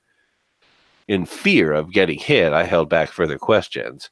On the positive note of that, Roy packed up and everyone else followed. The fishing was good, and we had plenty to eat for today and tonight. We walked back to the field in front of the farmhouse, let off our jackets, and ran out again. Roy had dug up an old frisbee, so we divided into 2 teams quite sloppily, so that we were an uneven 4 against 3. We played for maybe an hour when we switched to baseball. Then some guys started playing poker on the grass, and I sat out. Some dude I'd never met, Joel was his name, I think, came out and sat next to me on the porch steps. "Why didn't anyone wake me up?" he asked, clearly irritated. I woke up and almost still beat 2 people to the fishing. Plus, you made it anyway, I responded. "I just woke up like a half hour ago," his irritated tone now turning to confusion. "Shut up, you went fishing with us. And I know sure as hell you were playing ultimate frisbee with us." My tone was clearly angry. "I'm telling you, I just woke up. I didn't even know you played frisbee." "Well, there were 7 people fishing, and the teams were 4 on..." I stopped dead in my own words. "Did you ever go downstairs last night?" I quickly asked. "No, I was out as soon as I hit the bed. I've been up late the last..." I stood up and started walking away in the middle of his sentence. I counted the people around the yard. 1, 2, 3, 4, 5, 6. Myself is 7. Out of the corner of my eye, I saw a faint shadow near the tree line. It says tree-like. Near the tree-like. But when I turned, the figure had walked off. Wasting no time, I jogged to Roy. "I need to talk to you." I tried not to alarm the rest with my news. "Okay, speak." Again, wanting to waste no time, I spat out, "I think you're someone else on this farm." He turned to look me dead in the eyes, shot up from his seat on the grass, and dragged me into the Honda van. "And you're basing this on?" he questioned. "Think about it. Someone came downstairs last night and everyone says it isn't them. So? They could all be lying for some reason." "I just talked to Joey." I thought they said his name was Joel. "I just talked to Joey. He just woke up." "You idiot. There were 7 people fishing." He stopped abruptly. And after a long silence, he continued. "There was a face I didn't recognize in that group." He scoffed while staring at nothing. Without a second hesitation, he climbed into the back of the Honda and emerged again seconds later with a pistol in his hand. "What the hell? Why do you have that?" "I was afraid this would happen. They're probably thieves, so we need to be careful. Let everyone know what you told me and keep a sharp eye out. They can be dangerous." I walked back and made the announcement and counted heads again. We had 7 people right now. Good, 7 people. With the sun setting and the cold setting in, Roy and a friend of his built a fire in a stone pit that was already built. After cooking some fish and everyone munching silently, Roy grabbed me and led me to the van again. He handed me a 6-pack of beer and carried another in his hands. I've never drank much, so after a few sips, I was done. With the remaining people, there were at various levels of drunkenness. When Joel, it does say Joel, suggested capture the flag, I headed off to the Suburban to grab the flashlights, and when I got back, everyone had lined up. Handing off one flashlight to each person, I ran out before the last person. I ran back to the cars and searched for the last one. I know I brought 7. After being unable to find it, I concluded that I had lost it. I walked back to the group. Now I noticed everyone had a flashlight. Confused, I looked at the guy that was without one. I left, and I asked him where he got it. "Some dude handed it to me," he said. He drunkenly responded. "Who? Where did they go?" I had a sense of real urgency in my voice. "He handed it to me and he ran to the forest." His eyes lit up when he realized what he had said. I told him to keep quiet and stay calm, but before I knew it, we were playing the game and not even searching for the extra person anyway. It wasn't but a few hours before people began picking off one by one to go to bed, and I was the next to last person to turn in. I didn't even change clothes. I just walked into the room and flopped down on my bed, and before I knew it, I was dead asleep. I have no idea what time it was when I woke up to some drop hitting my face. Gazing to the ceiling, I noticed a fine leak, and of course it was pouring rain outside. I turned to cover up the side of my head, but when I did, I noticed the bedroom door opened. There was someone standing there in the door frame as if they were walking in and shutting the door behind them, but froze in mid-motion. "Who's there?" I shouted it loud enough to make sure my roommates heard. Maybe it lingered for 2 seconds before it bolted. I heard thumping on the stairs, then the front door swing open. I flew out after it to the pouring rain, only to find that I had been far outrun.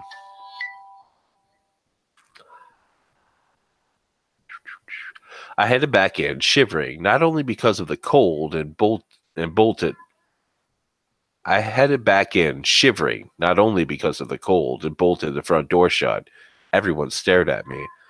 Whatever it is, it's out, and as long as all the doors and windows are shut and locked, we're safe. Trying to reassure everyone, I seem to be the only one capable of speaking. After a few long minutes of thought, me and Roy looked at each other. "The back door," we said in complete unison.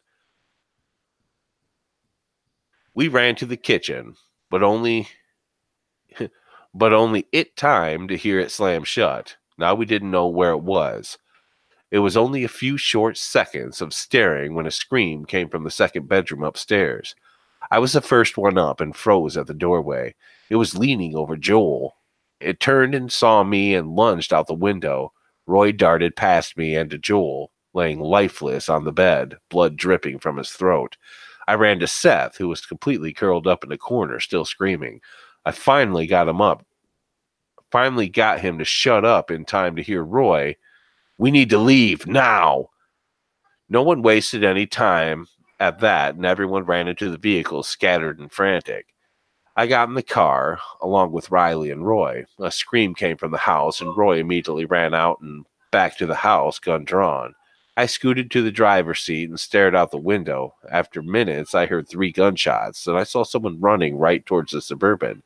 I took out my flashlight and shined it to see Roy's pale face and empty hands. I shined the light to reveal the silhouette chasing him with the gun in one hand. I shined my light right on it, but saw no face, no features. It was still a shadow.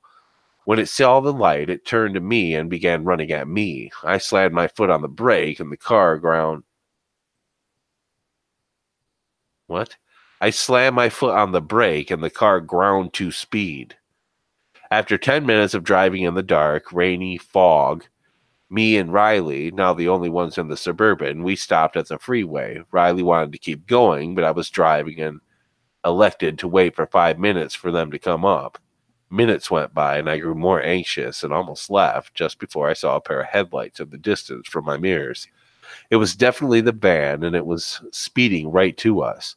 It kept speeding. It didn't stop. There was a sudden slam, and in my recovery, me and Riley heard the radio kick on. "You better drive." The voice was muffled, distorted. Riley and I screamed together as I stood on the gas. As we drove, the thing was constantly driving right behind us, riding our bumper, waiting for us to stop. A thought which didn't cross my mind until the low gas indicator started going off. "Listen, Riley, here's the plan." He turned anxious for ideas. "In a few seconds, I'm going to slam the brake. Hold on, but quickly get out of the car. Run into the woods. Once we get a safe distance, we'll loop around, get in the van, then we drive off. Make sense?" He nodded quickly, and without a second thought, I pounded my foot on the brakes. We heard skidding behind us, and it took no time to be away into the thick forest. After several minutes, we decided that it was about time to go back, so we circled around and ran back towards the freeway.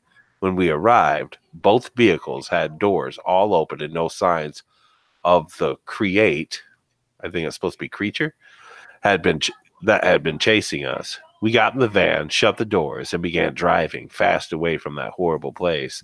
An hour into our drive, a new alarm started beeping. I looked at the dash, stopped the car, and froze. Riley was jerked awake and stared at me. "What?" I turned to him slowly. "The trunk is opening." So there goes that story.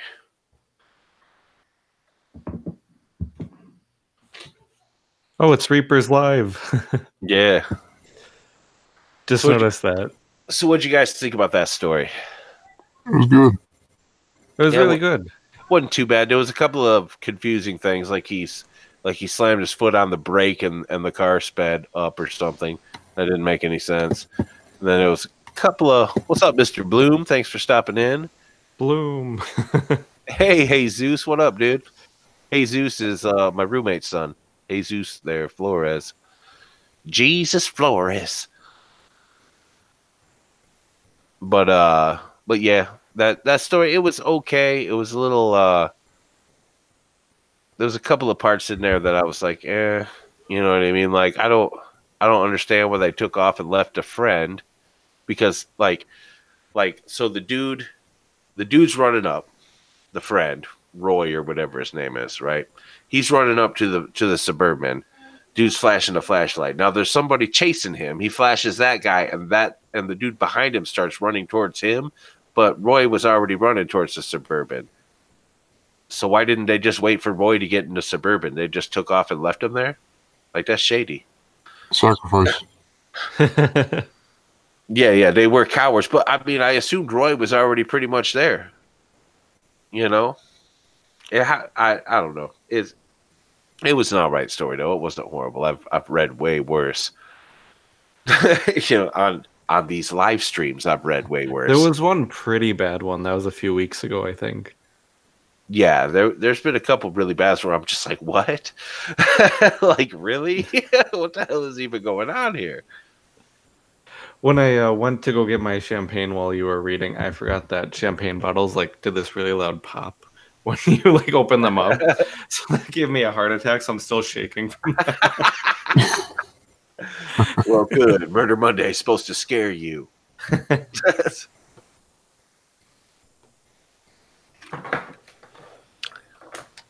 I'm watching the actual live stream of this, so I'm seeing you laugh 10 minutes after you Yeah, it's actually laugh. so delayed. I know. Yeah, I'm doing the same thing so I can read the text. Yeah, it was messing with me when I first started, so I actually put the Hangouts I made the size of the window the size of what the live stream would be in my screen and put it in front of it so that I could actually see the Hangouts the normal speed, but actually still read the comments when they come up and stuff. Oh, of course, smart. Us has a brains.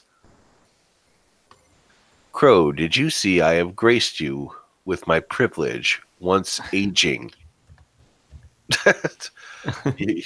Thank you for gracing me with your privilege once aging.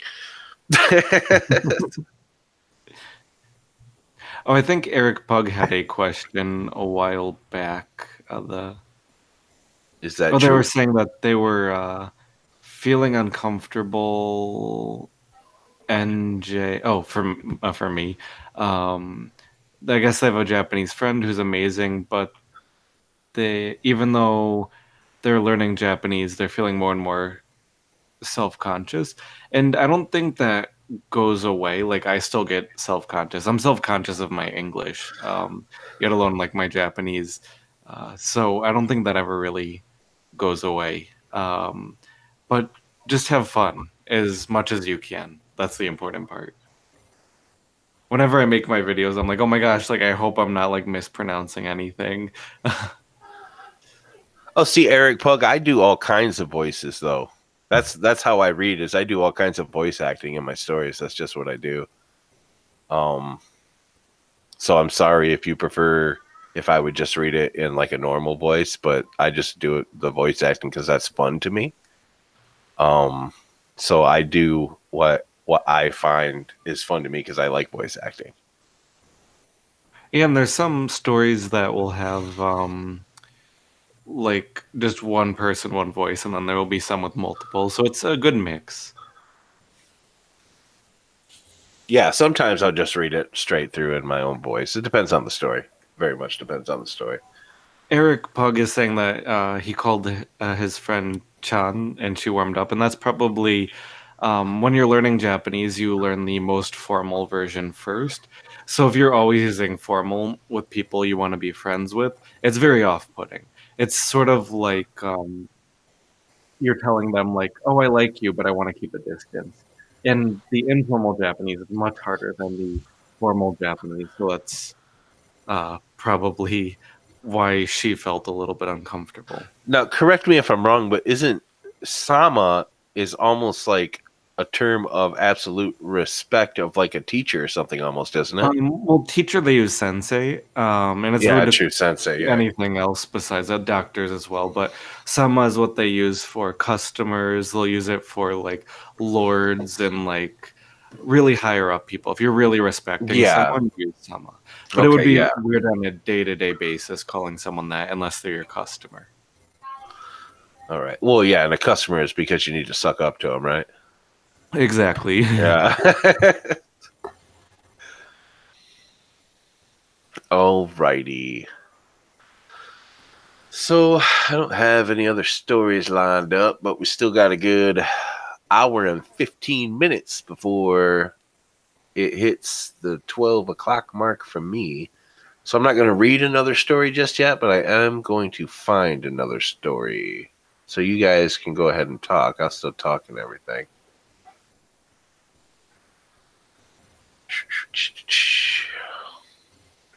What's this one? I have to say, with all of the places I've lived, I've always felt like there's been haunted places around. But ever since I moved to LA, I feel like no place here is haunted because there's so much going around and going on around. I think the less distracted you are with that normalcy of life, the more focused you are on the abnormal. Yeah, that's true too.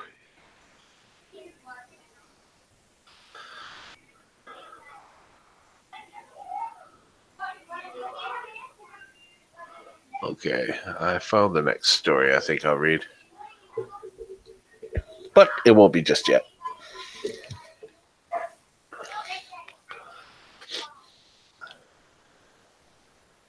So how's everybody's night? Oh, go ahead. What? I was just gonna ask, so what's everybody's weirdest experience they've had happen to them? Not necessarily paranormal, just something like weird that happened to them. I'd share my bus story, but I don't think that's PG-13. Oh, it's not. And I have to add, which one? Yeah. I have like so many weird experiences on the bus in LA. Yeah, he has like incredibly inappropriate experiences on the bus in LA. One that's not like anything bad is it just was really weird. Somebody, like, I was sitting next to him and they just put their leg over me as if I wasn't there. Which is it was still really weird though. It's really weird, yeah. And Jack's right, he can't answer that because there ain't no way he can answer that PG-13. Which I don't even know if there's any minors left in here right now. I don't know if they're still here or not. Apparently but they are. Just in case. I'd rather not risk it. What about you, Reapers? What's the weirdest thing that's ever happened to you? Seeing a woman take a pencil and shove it through her hand. Oh my god. What? Yeah. Damn. Shoved it right through her hand, huh? Yep. The palm of her hand. Did she scream or did she take it like a champ? She took it like a champ. Did she do it to herself like on purpose? Yes. So she just did it and was like, huh, that did go all the way through. That's sort of like what I did last night when I was talking to you, or I think that was the night before when I just started screaming. I was doing this with like a pen. Yeah. Oh yeah. Like the cap came off and the pen just like went right into my hand, and I still have it. Oh yeah, you still got the mark, man. I still got the mark. That hurt really bad. Yeah, dude. Johnny done gave himself a little tattoo. That's gonna be there forever. I just know it. Eric Pug, I can't blame you. I really can't blame you for that. I mean, oh wait, let me see. I lived in LA. God, I lived in LA and I never felt calm, but I'd smoke a lot and I'd go to the revolving restaurant. What's the revolving restaurant? That sounds fun. That depends. Do you get motion sickness? Might not be good. Well, there was a place in Disney when I was little. Like you'd sit in the middle of the restaurant and the whole restaurant span around. That's probably the same thing. Spun around. Yeah. And I can't blame you for being armed. If you don't feel safe, then you have. I mean, I'm a firm believer that you should have a right to protect yourself. You know what I mean? And that's just my bottom line on that. You should be able to protect yourself from danger if need be.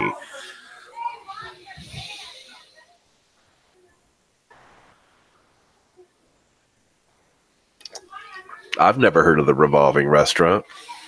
Please tell it to us. Does it revolve? Disney World. I want to know.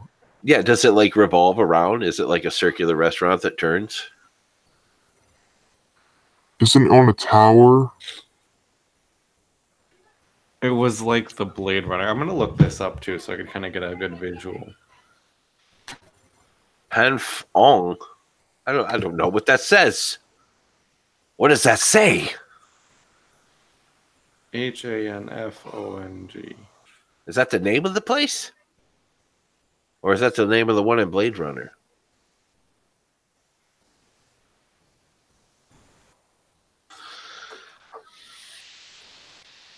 Oh, it's coming New York, up. Chicago, Las Vegas. Restaurant. There's a few of them apparently. Yes. There's Bona Vista Lounge, LA Prime.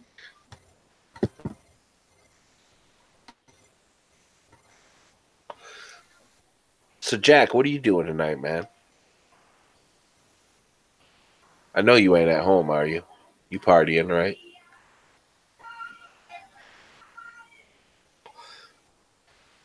I agree with that as well, Ultra Human. you should at the very least know everything about how your firearm operates. Just by owning one. If you own a firearm, you should know you should be able to break it down, put it back together, know everything about it, and practice with it.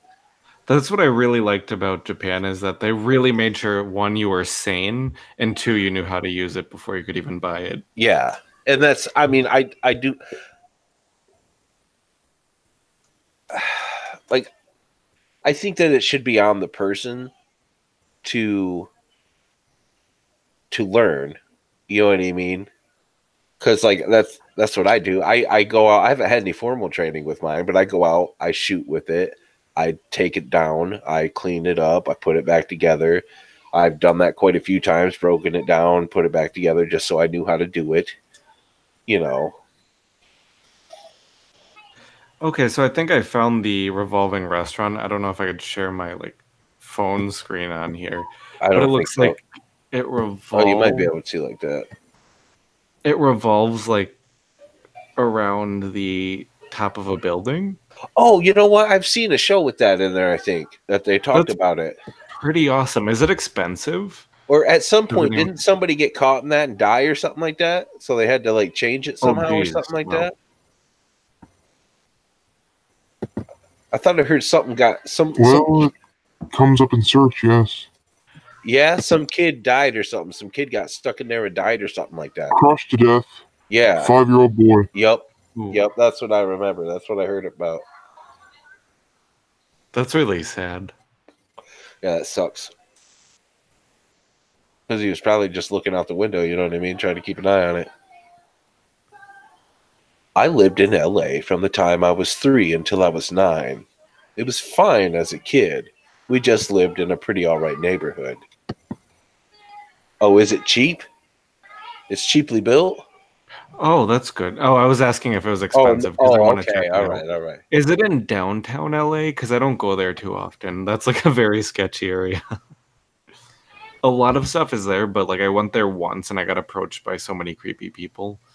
I like never wanted to go back. All right, let me read what Dustin said here. And I'm not going to say expectations because I think it's supposed to say experiences, Dustin. So I'm going to. One of my weirdest experiences, paranormal wise, is I had just got home and got out of my car, went to get something out of the back of my car, and in my ear, a voice said my name. Scared the hell out of me. I had That's that. really creepy. I had that happen to me at work one time. I was working at this shop at a factory, and there was like 2 sections of the factory. One at the time, well, I worked there twice. The first time there was stuff in the side that it happened at, but the second time it was all down on this other side. But the boxes and everything were on the far end, so I had to go grab some boxes over there and stuff like that. So I'm over there and I'm walking back, and all of a sudden, right in my ear, I hear Uriah. And I'm like, what the fuck? And I look around. I looked around the boxes and everything, thinking somebody was messing with me, but nobody was there. It was crazy, especially the name Uriah. I mean, come on. Yeah, you don't get that every day. Yeah, I figured it was just some autocorrect stuff, Dustin. No big deal. That's why I just changed it when I read it, because I figured it was supposed to be experience. I bought some cheap champagne, and this is really hard to get down. The champagne's hard to get down. Yeah. I'm almost out of Captain Morgan's. Look at this. That's all I got left. And I'm not even like sloppy drunk or nothing. What the fuck?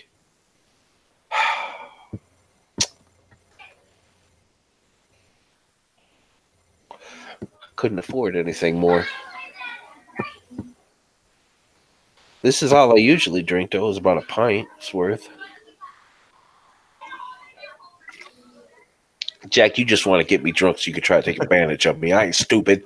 You're gonna laugh at this, my cup. It says, "Don't be a basic witch." That's pretty good.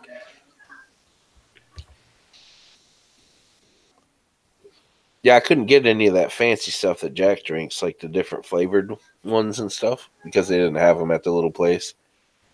The town where I bought this, like literally, they have a grocery store that's like this locally owned place. You know what I mean? It's not a chain or anything. Those are the best kind of places, though. No, they're ridiculously expensive, Oh, really? and it's the only place in town that sells liquor. Like, but it's the only place in town that you can buy liquor. The town is run by a church. Like the whole town is run by this Free Methodist church, and like they refuse anyone else to sell liquor in the whole town, and they only have like this little selection of liquor.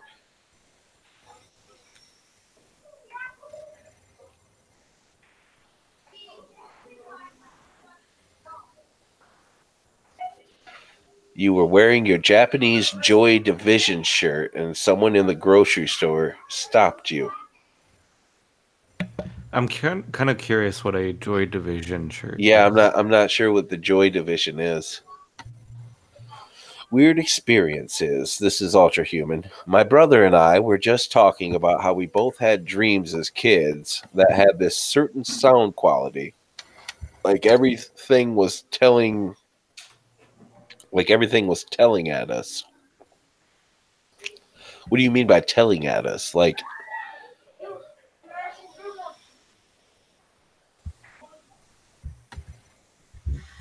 Joy Division is a rock band. oh, okay, all right. I never heard of them.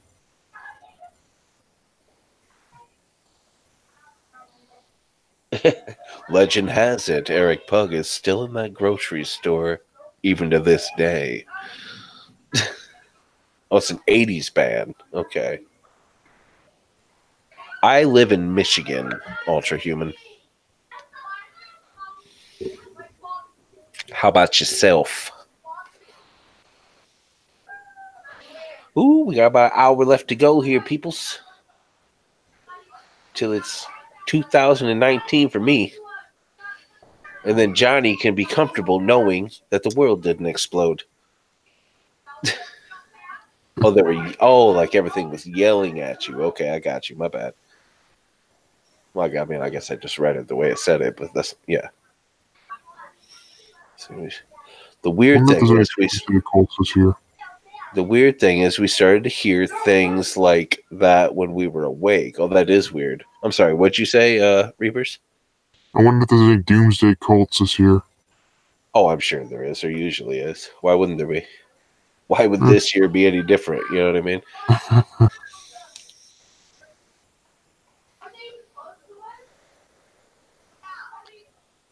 All right, I better finish this.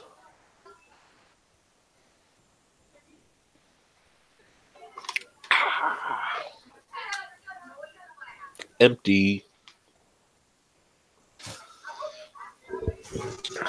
Yep.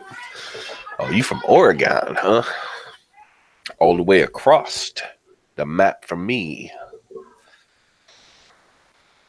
Oh, my back.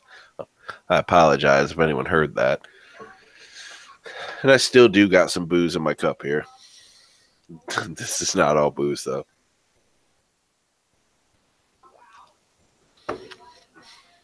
Oh, wow. Wow, they called you a rare specimen, huh? Not sure if that's an insult or not. Aren't you a rare specimen? Thank you. What the aliens do when they dissect you. Right.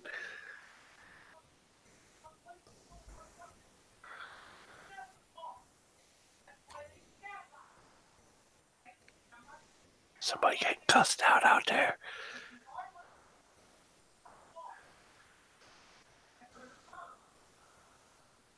So, Jack, what you doing tonight, man? I didn't see you answer if you answered me earlier. You partying or what, bro? How come you didn't want to hop into live stream and talk to us? Be shy. Oh, Jack, don't be shy. You're awesome, bro.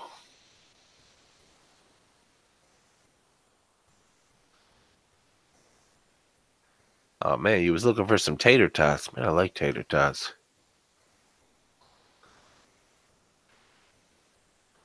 In a car, huh? All right, fair. Jack, are you drinking and driving? I swear to God, I will slap the clown right out of you, man. He's That's a texting me promise. about it. And I don't mean that in a good, you're going to be turned down sort of way. PD-13 Crow.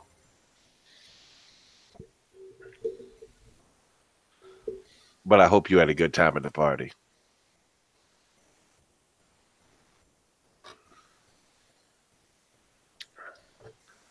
Well, maybe that means when he gets home, if the live stream is still going on, then he can join us. Dustin Fleming, here is another one. A friend was going through a divorce and asked me to go with him to get his daughter. After getting her, his ex decided to jump on the hood of his car while we were driving away. He said, well, you smart ass, Jack. He said, well, I think it's the road. We were going like 10 miles per hour. It was messed up. I would have just stopped the car and called the police. I mean, bottom line, just stop. I assume that the guy had legal rights to his child. Therefore, she had no right to flip out. I just stopped the car, called the police, had them take care of it, got custody of my kid. You know. Hey, Happy New Year's to you, Jersey D of Jersey Bandit Ventures. Thank you for coming in. Thank you for hanging out. Appreciate it. I'll be going on with this for at least another 57 minutes.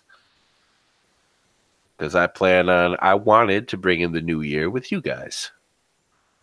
With my friends, with my peoples. You are my people. And please like and sub, check out each other's channels, and share this on Twitter or Facebook or whatever other, sorts of stuff that you do. There are way more rabbits and trees than you'd usually find in the highway. Jack, you're driving through the forest. You took a wrong turn at Albuquerque. Oh, you're fine, Jersey. Don't worry about that, D. All right? Don't you worry about that. You are just fine. I'm just doing a little different Murder Monday. I'm here with Johnny and Reapers. They were kind enough to join us here. And also, I implore everyone to check out the Horror Hive. Jack's driving, so he can't. So that means I am going to...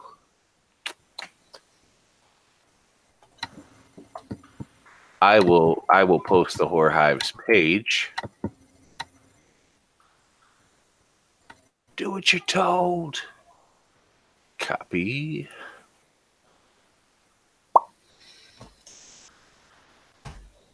That is the Horror Hive. If you guys like to hear creepy stories and things like that, I would most certainly check out the Horror Hive. The Horror Hive is where I started doing narrations. It is a group of narrators, authors, people who write music, all kinds of stuff, and they all get together. They all put out good content, and we all do it together. So if you like that, there's a whole bunch of people there together.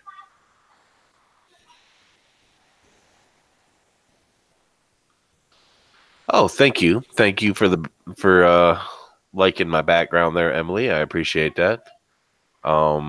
That's a mixture of things that I've purchased and things that my wonderful subscribers have sent to me and everything else so that I could have a nice backdrop there.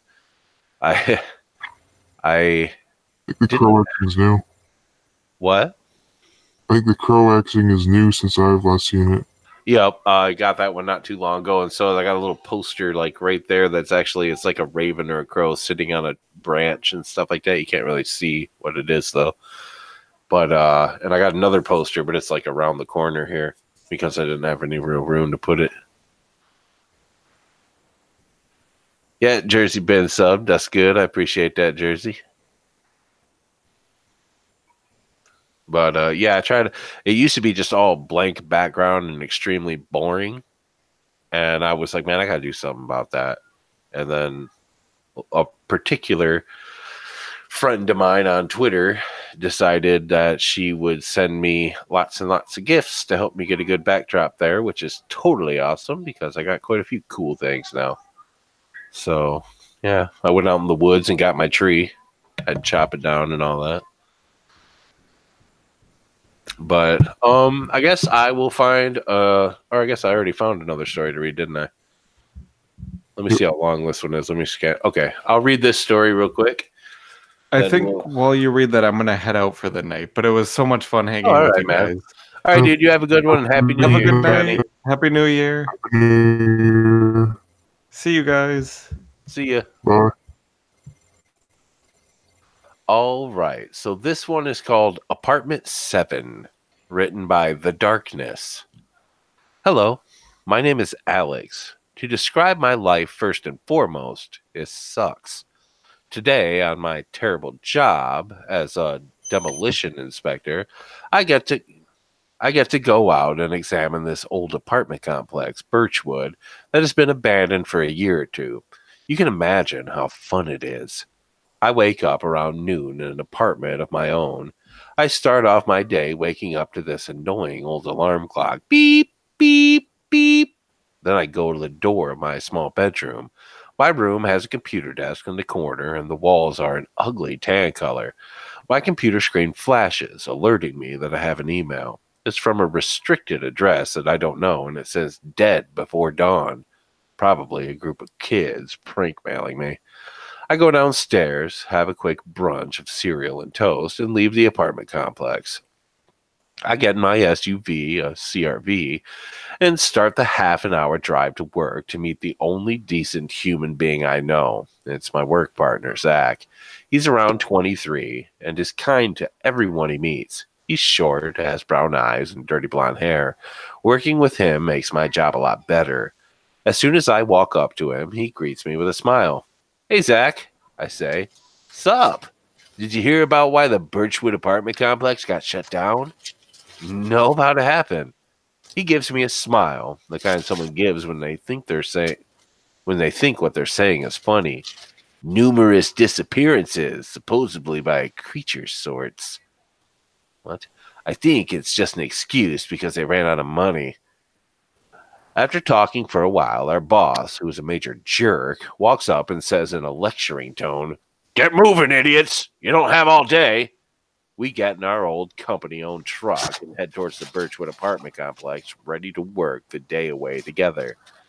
An hour and a half later, we arrive at Birchwood Apartments. The complex is a 7-story group of condemned apartment buildings arranged in a U shape, with above and underground parking in the center.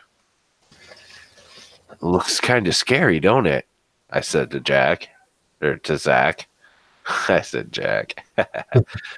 Yeah, it does. I can already feel the creature watching me, he says in a teasing tone. It did look kind of scary, with the broken windows and balcony rails tinted brown with rust, and the slight wind. You could hear the building creaking and the skittering of leaves on the ground. We got on with working. We had to make sure the place is okay to demolish. If we deem it at least 66.6% or 2/3 of the crumbling complex safe, then it is safe to demolish in a month's time. As we go through the first building, Zach and I hear skittering and scratching noises. We put a note of mice or other rodents in the building. Shouldn't affect the demolition plans.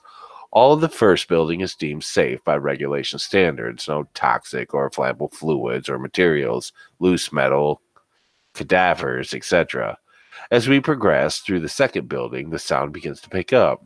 There are faint bashes and crashes as we turn the corner, and at the end of a long hallway, we thought we saw a flash of movement.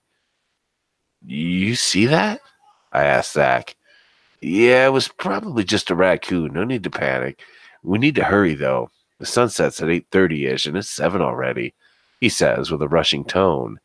His phone rings. It's a call from the boss. I hear the boss saying something about regulations being different due to the age of the building. Apparently, we have to check at least 90% of the building.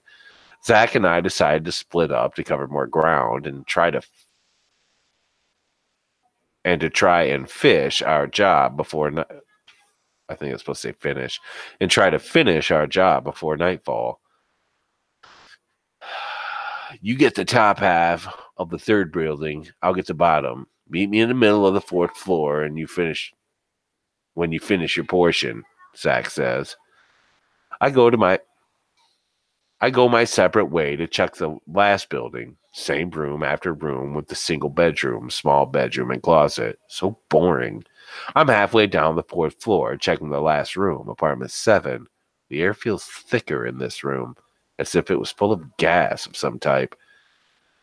Like the kind they used at the dentist. My mouth hangs open in shock when I see the corpse.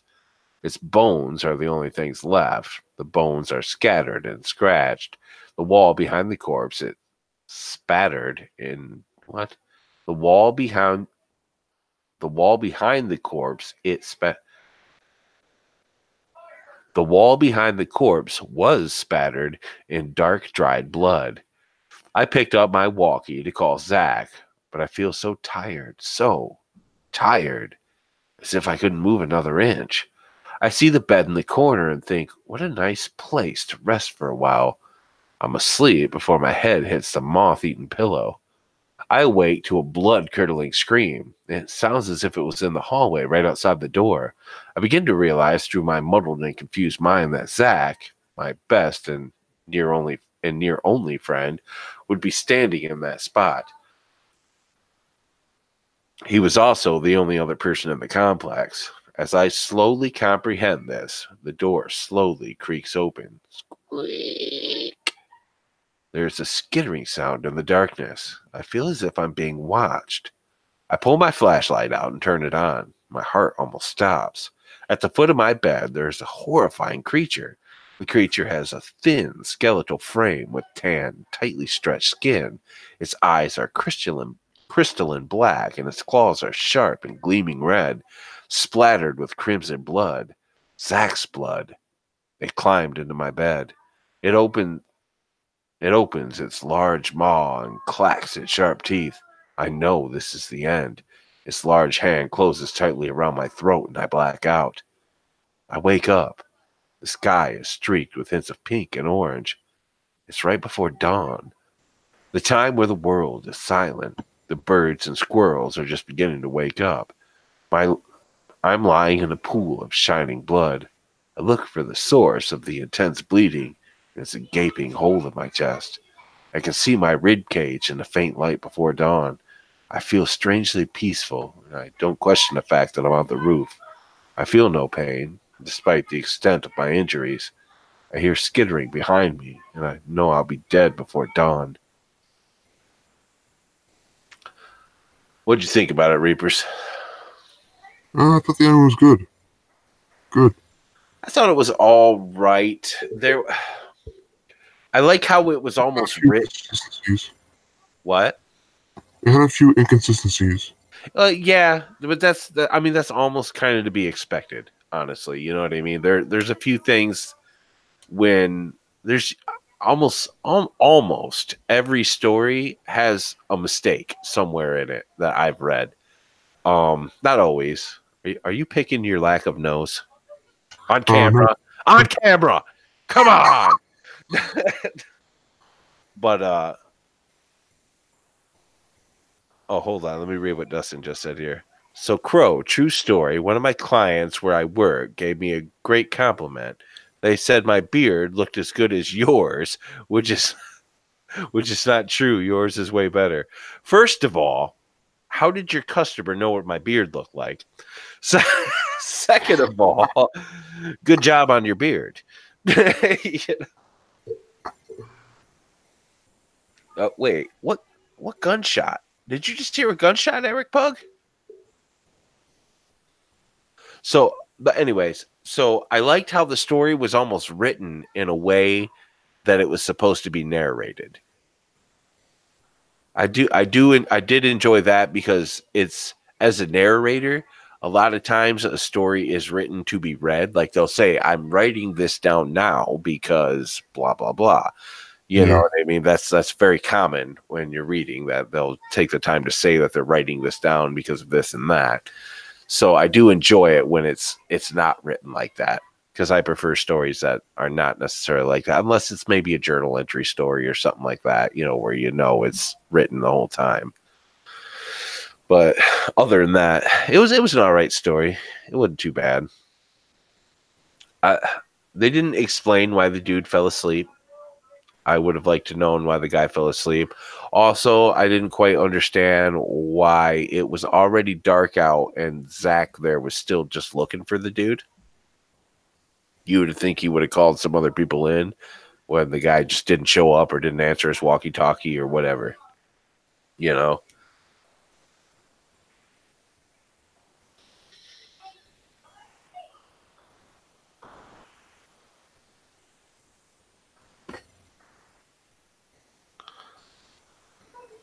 Oh, there's only 5 people watching now.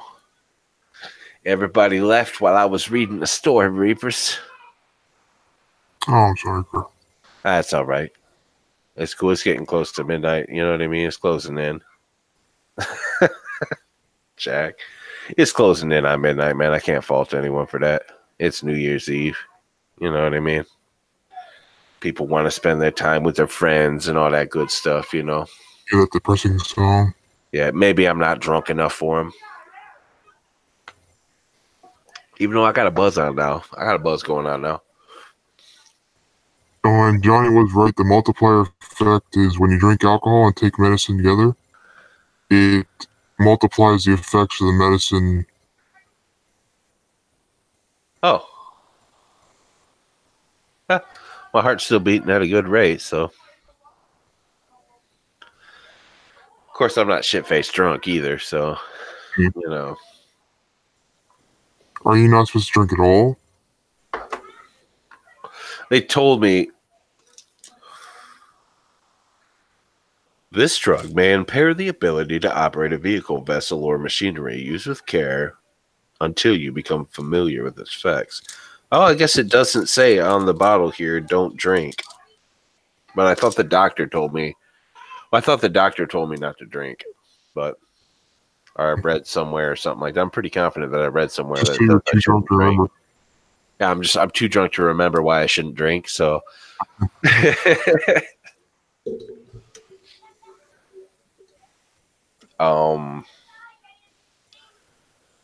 I've actually had quite a bit of fun on this Murder Monday, though, having people in here and stuff like that. Still reading some stories here and there and things of that nature. So who is still present with us here? Who is here with us? Jack's still here. Yeah, I know Jack's here, which is I'm glad Jack's here. I wish Jack could have joined us in the voice chat, honestly, but you know what? I don't blame you, Jack. It's all right. I ain't mad at you, brother. Well, thank you, Jack. Jack, would you be willing to join me with a Murder Monday at some point, though? I would love to have you on here with me. Reapers, stop picking your nose on camera. God, I always got to babysit you. I mean, shit, you've been around for eternity. Don't you know how to act? Good God. Oh, you'll be home in 20, huh? Well, yeah, but you know, you want to, you gotta spend time with with the people that is important. Yeah, man, I'd love to. Cause see, Jack, I was thinking, man, that I would like to have the authors that I've worked with on here, so that I could talk to them and stuff like that. Because the authors are very. Maybe do a little interview. What? Maybe do a little interview.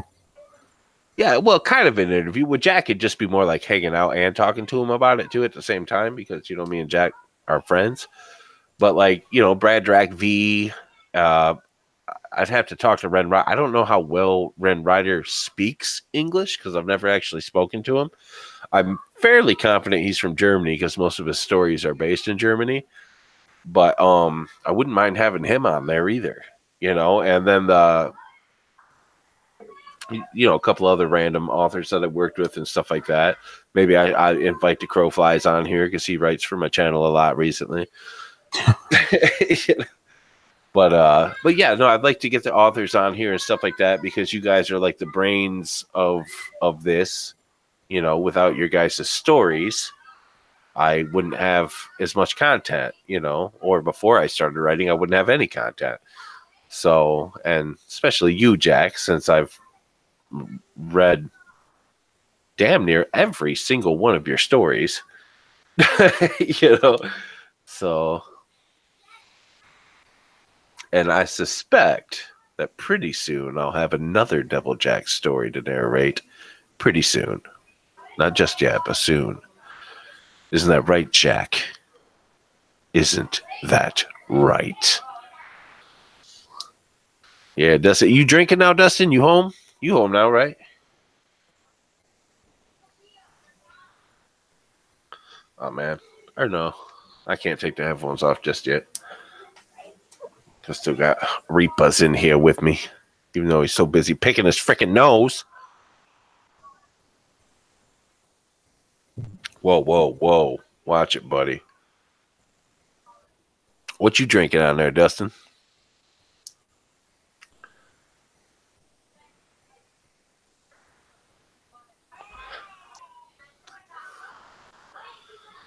I do got a nice buzz, though. I thought I'd be drunk. You know what I mean? I thought I was going to get, like, drunk. I am feeling a little bit drunk. I had a little trouble because I noticed by picking it. I know Reaper lost his nose by picking it too much.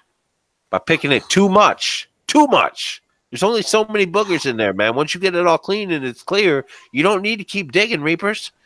You don't need to keep digging. Good Lord. It's exposed brain. I mean, well, you know what? Maybe people wouldn't be so freaked out when they see you if you wouldn't pick in your nose to the point where your nose comes off. You ain't Michael Jackson, dude. Your nose don't need to come off. I'm drinking a beer called Sour Monkey. I've never heard of that. I've never heard of Sour Monkey before, but I'm glad it's great. I'm glad. I'm not a big fan of beer myself. I'm not a huge fan of beer. I prefer liquor if I'm going to drink. Yeah, beer, it just takes me forever to get drunk on. And, when you're drinking like eight beers or something like that, then it's just like, Jesus, how much do I have to piss?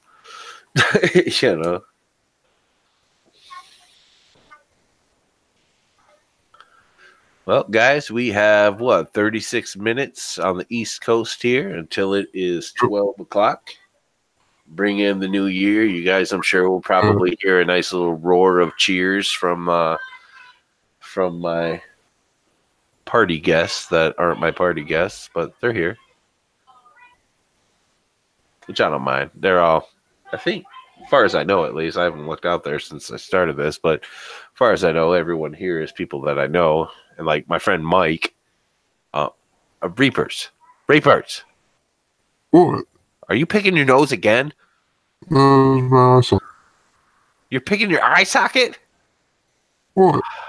Dude, that's why you don't have any eyes. You pick your eye socket. You pick your eye until your eye came out on your finger, didn't you? Didn't you? Tell me. Tell me the truth. That's how you lost your eyes. And then you ate it, didn't you? Yeah, probably. You don't even remember? Not really. You don't even remember when you lost your eyes. Good Lord, man. No. Good Lord. I feel like Gordon Ramsay on Kitchen Nightmares. What are you doing? You can't just do this. Look at the mess in this cooler.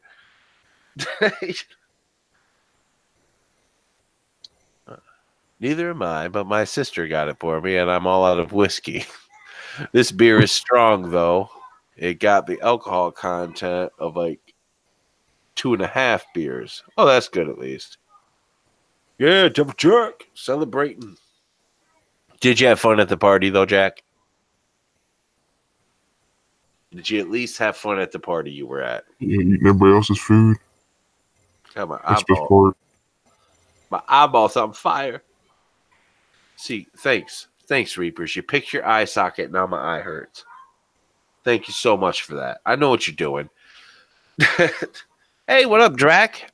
Hey, Drac. I was just talking to Jack that maybe not every Murder Monday, but often on the Murder Mondays, I plan on doing this hangout sort of thing, and I would like to get the authors that I work with on here and talk to them.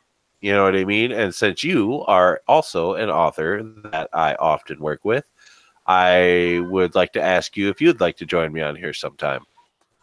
Not tonight if you're busy. I understand if you're busy. It's New Year's Eve and everything else. I totally get it. But at some Murder Monday, if you'd like to join me on here, we can just shoot the shit. I'll ask you a few questions. You could ask me a few questions, whatever the case may be. Get to know each other a little better, something along those lines. Since I've never had an actual voice on voice conversation with you. So if you and I could get on here and have a little voice on voice conversation, get to know each other and stuff like that, I think that'd be cool. I'd like to get to know some of the authors I work with better. I know Jack quite well, but you know, you and a couple other people that I've worked with, I'd like that. Send you the deets. What the fuck is a deet? See, where I come from, DEET is something that is a mosquito bug spray. That's what DEET is. You know what DEET is, Reapers? Yep. What's DEET? Well, I know the one that you're referring to. Yeah, okay. So, the DEET. Okay, yeah. All right. All right, I got you. You using all that hip lingo on me there, Drac. You messing me all up there. I've been drinking tonight, man. You can't be messing with me. Speaking of which, I need to find a story for Wednesday. I need a story for Wednesday still. I don't like it when I don't have a story. Whiskey lingo. No, it's not whiskey. It's rum tonight. Which is almost completely gone now. Because I don't think I have all that much in this drink anymore. Reapers uses deets to keep the flies off his corpse. Is that true, Reapers? Do you use off spray? To keep the flies and bugs off you so you don't decay further? Oh, no, I just eat those. You just eat them? Mm. Oh, well, whatever works. Yeah. I mean, does it give you any protein or anything? You know what I mean? To keep what you got left going? Oh, it just kind of crawls through me. Or is it, what? It just kind of crawls through me. You don't chew your food? No. Oh, come on. You got teeth, for sake. Use them. Good Lord. This Grim Reaper. I tell you what, guys. I never knew the Reaper liked to wear flannel either, but I guess it's winter. It's winter. So, I mean, I guess does the robe get cold? The wind kind of comes up and chills you right to the bone. That's okay, Drac. It's all right that you haven't, that you haven't read anything and stuff too recently. Because I have a habit, especially when I was doing a video every day. Like, I ran through all of Devil Jack's stories, and then that ended up putting a lot of pressure on Jack, and I actually feel bad that he felt so pressured and everything else. But, like, I went through a lot of stories, and still even now trying to post 3 videos a week, it's a lot, especially when authors, because I've done quite a few of your stories now too, haven't I, Drac? I know I've done a ton of Ren Riders too. I need to ask. I'll ask Ren on Twitter. I'll send him a message and ask him how well he actually speaks English. But because I'd like to have him on here too.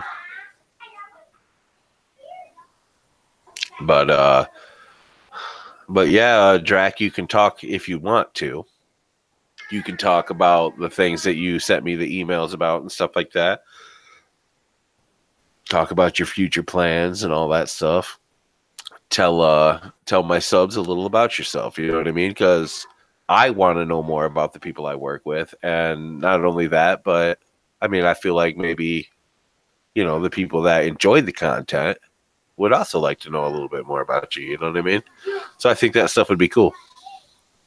Because this format right here, where I have Reapers on here and stuff like that, this is what I wanted to do with my live streams when I first started. I wanted to read some stories, have some of my friends on here, read some more stories, back and forth, yada, yada, yada. But I didn't know how to do it until today. So now that I know how to do it, now we can have some other people on here too, you know? So I think it'd be pretty cool. And you don't, if you don't have to show your face if you don't want to. You can just use a little icon on the Hangouts and stuff like that. If you would rather do that, I'm cool with that. If people don't feel comfortable showing their face, no big deal. You know, I just figured I'd show my ugly mug because I always do on Murder Monday. So why not, right? And the Reaper here, he wants to show his ugly mug just to make sure people know what's coming for you when it's time to die. Right? Is that why? Ooh, 28 minutes, guys, until 2019. It's within the half-hour mark. It's pretty awesome. Well, I'm glad you liked the idea. It'll be kind of similar to what we talked about, huh, Drac?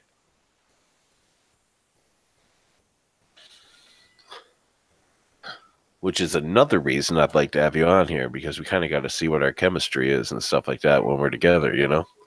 And another thing I'd like to do is I would like to find topics to talk about. Because, yeah, like, Drac, I don't even know what your voice sounds like, bro. Like, quite literally, you could get on here and be like, well, hello there, Mr. Crow. It's a pleasure to meet you. You know what I mean? and I apologize. I apologize to you if you do sound like that. But you know, I don't have any idea. And I like turtles too, Jack. And my friend Mike, I don't know if he's still here or not, but he also likes turtles. He is actually, his spirit animal is a turtle. But you know, I got no idea what you sound like, Drac. So it's like, you know, it'd be good to know. You know what I mean?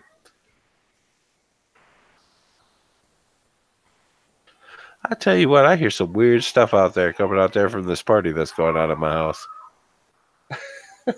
There's a bunch of kids out there though, so you kind of gotta expect that.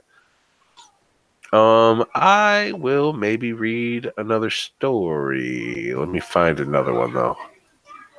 Reapers, be entertaining. Quick. Oh, God, you're just picking your nose again.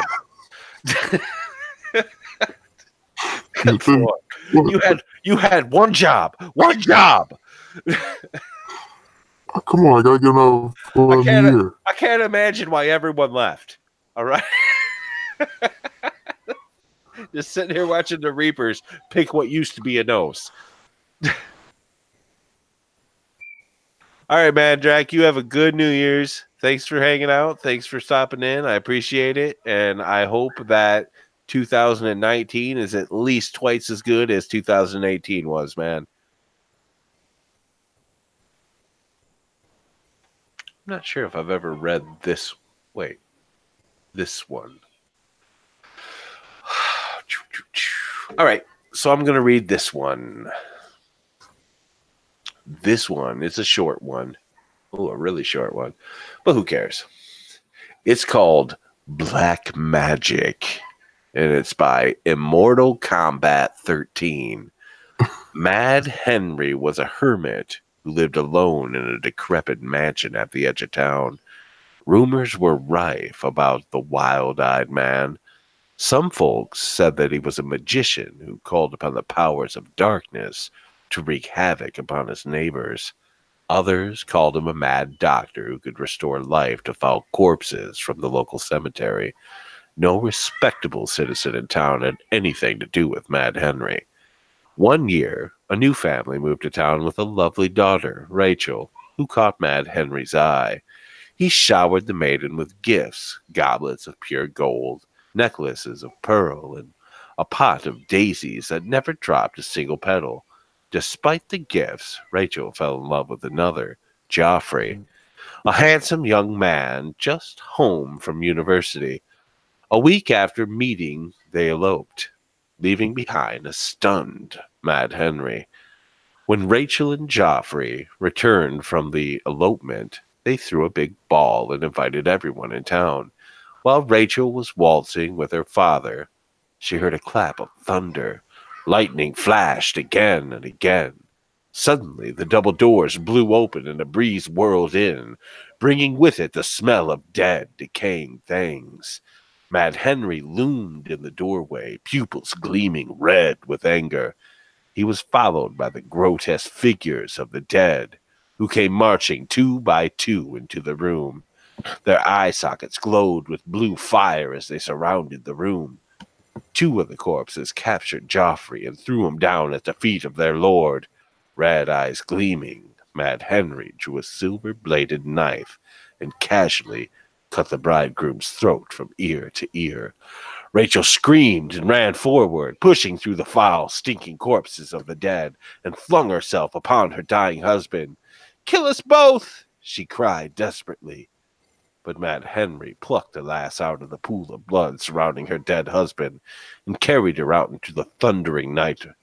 Behind him, the army of dead turned from the grisly scene and followed their master. The sound of thunder and lightning faded away as the alchemist and his dead companions disappeared into the dark night. Joffrey's father and Rachel's father gathered a small mob and followed the evil hermit, intent upon saving Rachel. When they searched Mad Henry's house, they found it completely empty save for a light which shone from a series of mysterious globes that bobbed near the ceiling of each room. Mad Henry had vanished. Search parties scoured the countryside for days, but turned up nothing. Joffrey was buried in the local cemetery, and the dance hall was torn down. No one in town spoke about what had happened, and no one dared imagine what had become of poor Rachel. A year to the day after the ball, a timid knock sounded upon the door of Rachel's parents' home. When her father opened it, they saw a gaunt, gray figure on the stoop. Her eyes were dull with exhaustion and pain. It was Rachel. Her tongue had been cut out so she couldn't speak, but when she produced a knife from her tattered garments, the knife with a silver blade that they had last seen in the hands of Mad Henry, the gleam of satisfaction in Rachel's eyes told them that the streaks of blood that coated the knife were those of Mad Henry. That night, Rachel died in her sleep with a peaceful smile upon her ravaged face. Well, it says the original author was S. Schlosser and Paul Hoffman. Well, I'm glad you're still here, Dustin.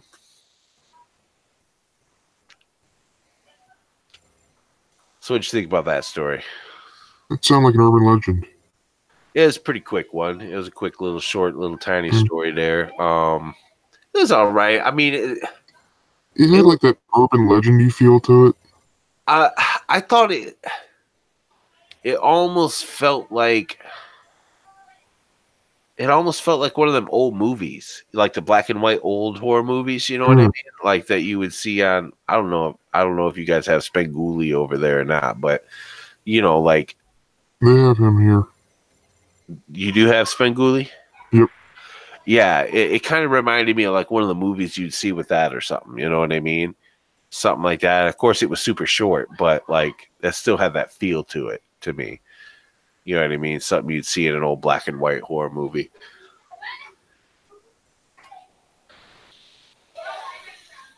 Yeah, he gave her a pearl necklace, Jack. Totally did. He said all over. It was ridiculous. And the messed up part is that she just ran off with somebody else. And so he was like, damn, you gonna let me give you a pearl necklace and then you just gonna run off, huh? Hey, what up, Fear Crawler? Thanks for coming in. We just been kind of hanging out, dude. Hey, you want to actually, Fear Crawler, man, you want to hop in here? I can send you a link if you'd like. Or wait, damn it, I don't have you on Discord, do I? I don't think I do. Do Twitter. Huh? You can send it through Twitter. Oh, you're right. You're right. Well, I don't even know if he wants to join us, but if he does, he's welcome to. We just kind of hanging out, man. I'm just reading random stories. Yep. Hanging out with Reapers here. Nihongo Johnny was in here with us earlier. Just doing some random stuff. I finally figured out how to do the Hangouts live stream so that now finally when I do a live stream I can have random guests on, random people hanging out with and stuff like that. And then I still plan on reading the random stories here and there and stuff like that too. So it's basically what I'm gonna be doing. You know what I mean? You're welcome to join us though. Give us a like, give us a share, all that good stuff. Just let me know if you want to hop in here and shoot the shit. I'm just gonna bring in the new year with my peoples. You know, I had quite a few people in here earlier, but as it's getting later towards midnight, I expected people to drop out to go do what they had to do for New Year's. Can't put faults on them for that. Got a whole party going out right over here at my house here, but they're not my guests, so. But I will be ending the live stream shortly after midnight.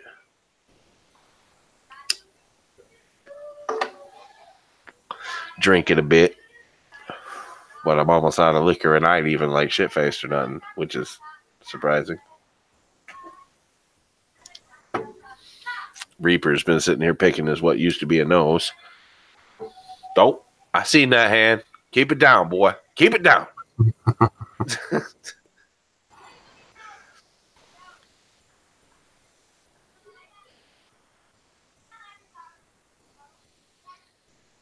So what you got going on tonight there, Fear Crawler? You even still here? You still here, Fear Crawler? Or did you just leave? No, you still here. You still here, ain't you? Don't ignore me, man. Don't do it.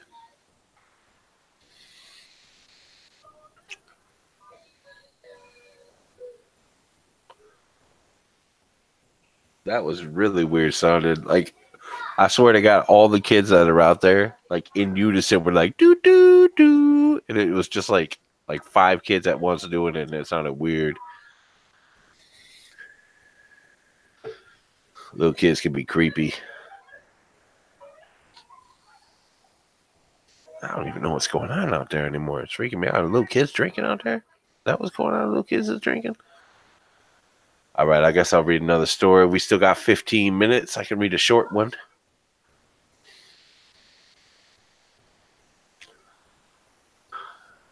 Oop, length. I said length. Sort this stuff for me, brah. Hello? You gonna do anything when I click this or what? All right, whatever. All right, I'll read this one. Yeah, I don't really have a life either, man. I was asking you, Fear Crawler, if you wanted to join us in here or not. You're welcome to if you want to. If not, I'm just going to read another story till the New Year's comes. I'll probably go end this shortly after midnight. Now, honestly, I'll probably just jump in the freaking voice chat on my Discord after this anyhow. I might head out there and say what's up to everybody, tell everybody Happy New Year or whatever, too. Just to send him a link to his Twitter. All right. Yeah. I'll send it to you on Twitter, man.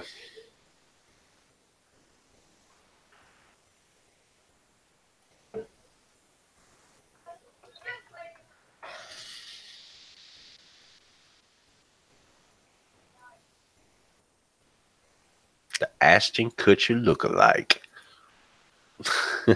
Oh, no, my bad. Hold on. That's the wrong link, brother. I thought I had it saved. I got to get the Hangouts link. Hive one, isn't it? Yep, I got to get the... Yeah, I forgot that I copied that.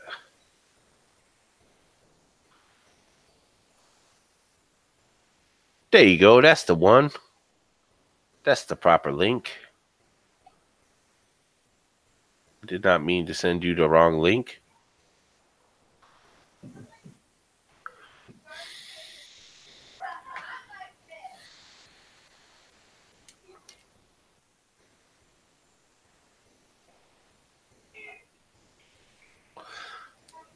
All right. So Fear Crawler should be here soon. Send him the link. I figure there ain't no point in me starting reading the story if he gonna if you're gonna pop in here. Unless it's maybe a tiny one. Maybe I can read a tiny one. All right, this one's tiny. It's called A Mask by Flaky Porcupine. Will I ever be free? Will I ever be free of this tormenting life after death? To exist as a ghost wandering around in my own despair, just longing to be put back to rest. I remember how peaceful the long rest was. There I was, sleeping in my ancient tomb without a thought to the living. Complete solitude. I was not being bothered to anyone living. But all of that was snatched from me many years later. Everything I had in life, and even in death, were all taken away, gone, and still, I don't know why to this day, and I probably never will. Wait, what? Gone, and I still don't know why to this day, and I probably never will. Suddenly, the past came rushing back to me. I remembered who I was, yet still not why I was here. I never did any ill deed in my life. I was born a human. For Christ's sakes.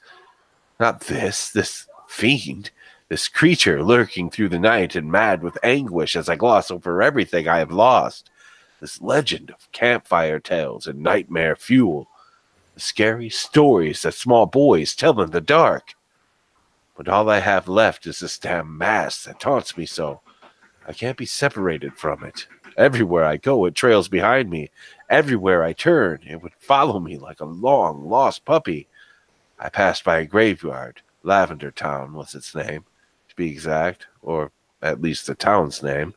Cemetery, I didn't really have one that anyone knew of. What? The cemetery did not really... Oh, a name. There were many rumors and hoaxes surrounding it. Stories of how the dead came back from life to haunt the living. The stories of buried corpses sucking victims in, or of ghastly hands clasping around the living. The most frightening of them all being a ghost, a devil, giving its trainer immense power, just to take it away. But all I have to ask is why? What sick, twisted monster would torture us so? I took off the mask, my mask, except it was not always a mask. It was once my face. Hesitant, frail tears came to its eyes as I gazed upon it. My face was once so beautiful. All I could do was stare at the mask and weep silently to myself. I could never be free. Well. Oh, you're here. I'm sorry I didn't see you come in there, Fear. Thanks for joining us.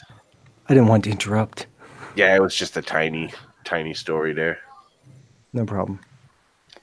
So what's up, man? How you doing? I'm doing all right. I just got home from work. Nice. What you got going on? Well, what time zone are you in? The 10:49 one. I'm like that's called Eastern Standard Time. North, South, East, West. Or no, yeah, that's Central. I think I'm. Yeah, that's Central. You're an hour behind me.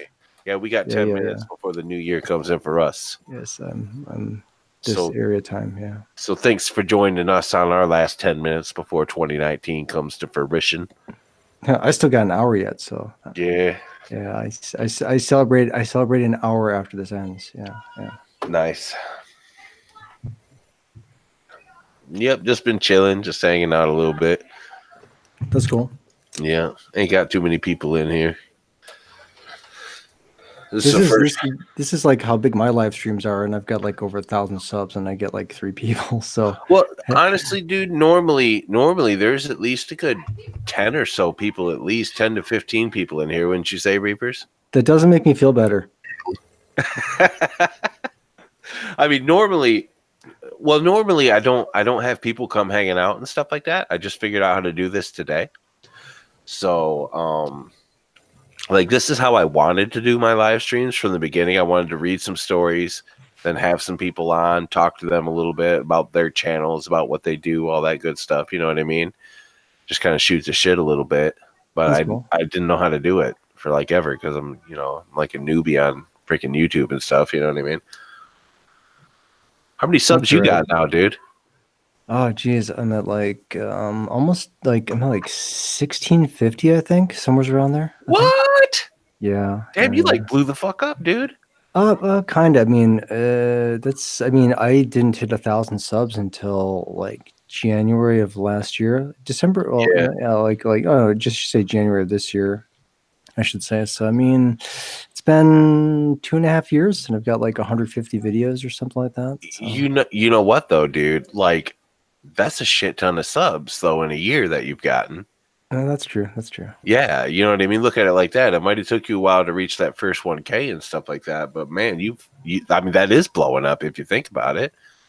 You know. Yeah. At this rate, in 10 years, I'll be at like 5,000 subs. That's that's when you made it. Well, I'm still working on that first 1K, so. Yeah, it took me just to get to break 100 subs. Took me 9 months, and I was uploading up to 6 Did it times. really? Up to 6, yeah, I was uploading up to 6 videos a week. Yeah, I see. When I first started, I was doing a video a day for a while until my computer, because my video card ended up crashing on my computer on me. And then I switched it to 3 times a week, which has lowered my watch time drastically. But I also started doing Murder Mondays slightly before that. So the live streams help the watch times and all that good stuff. You know what I mean? Yeah, absolutely. Like Dustin, he's like a cockroach. Someone will go, I don't think of you like a cockroach at all. You cool, Dustin. I appreciate anyone who enjoys my content, and you like the Manamont Chronicles. So if you like the Manamont Chronicles, bro, you're good in my book because I write that shit. You know, if you like something that I write, then I guess I can't really complain about you, can I? I'd be a little fucked up if I did. You know? But Reaper is being like ominously quiet right now. Reaper is always ominously quiet. And he's using like one of those voice modulator things. He always does, yeah. It's kind of weirding me out a little bit because when we used to talk on my channel, he never used that. So now I can't be certain that that's really him. No, he's just coming. He's just being in character. You know, you can't blame him for that. He's a Grim Reaper. But you never do it on my stream. What's going on? What'd you say, Reapers? I said,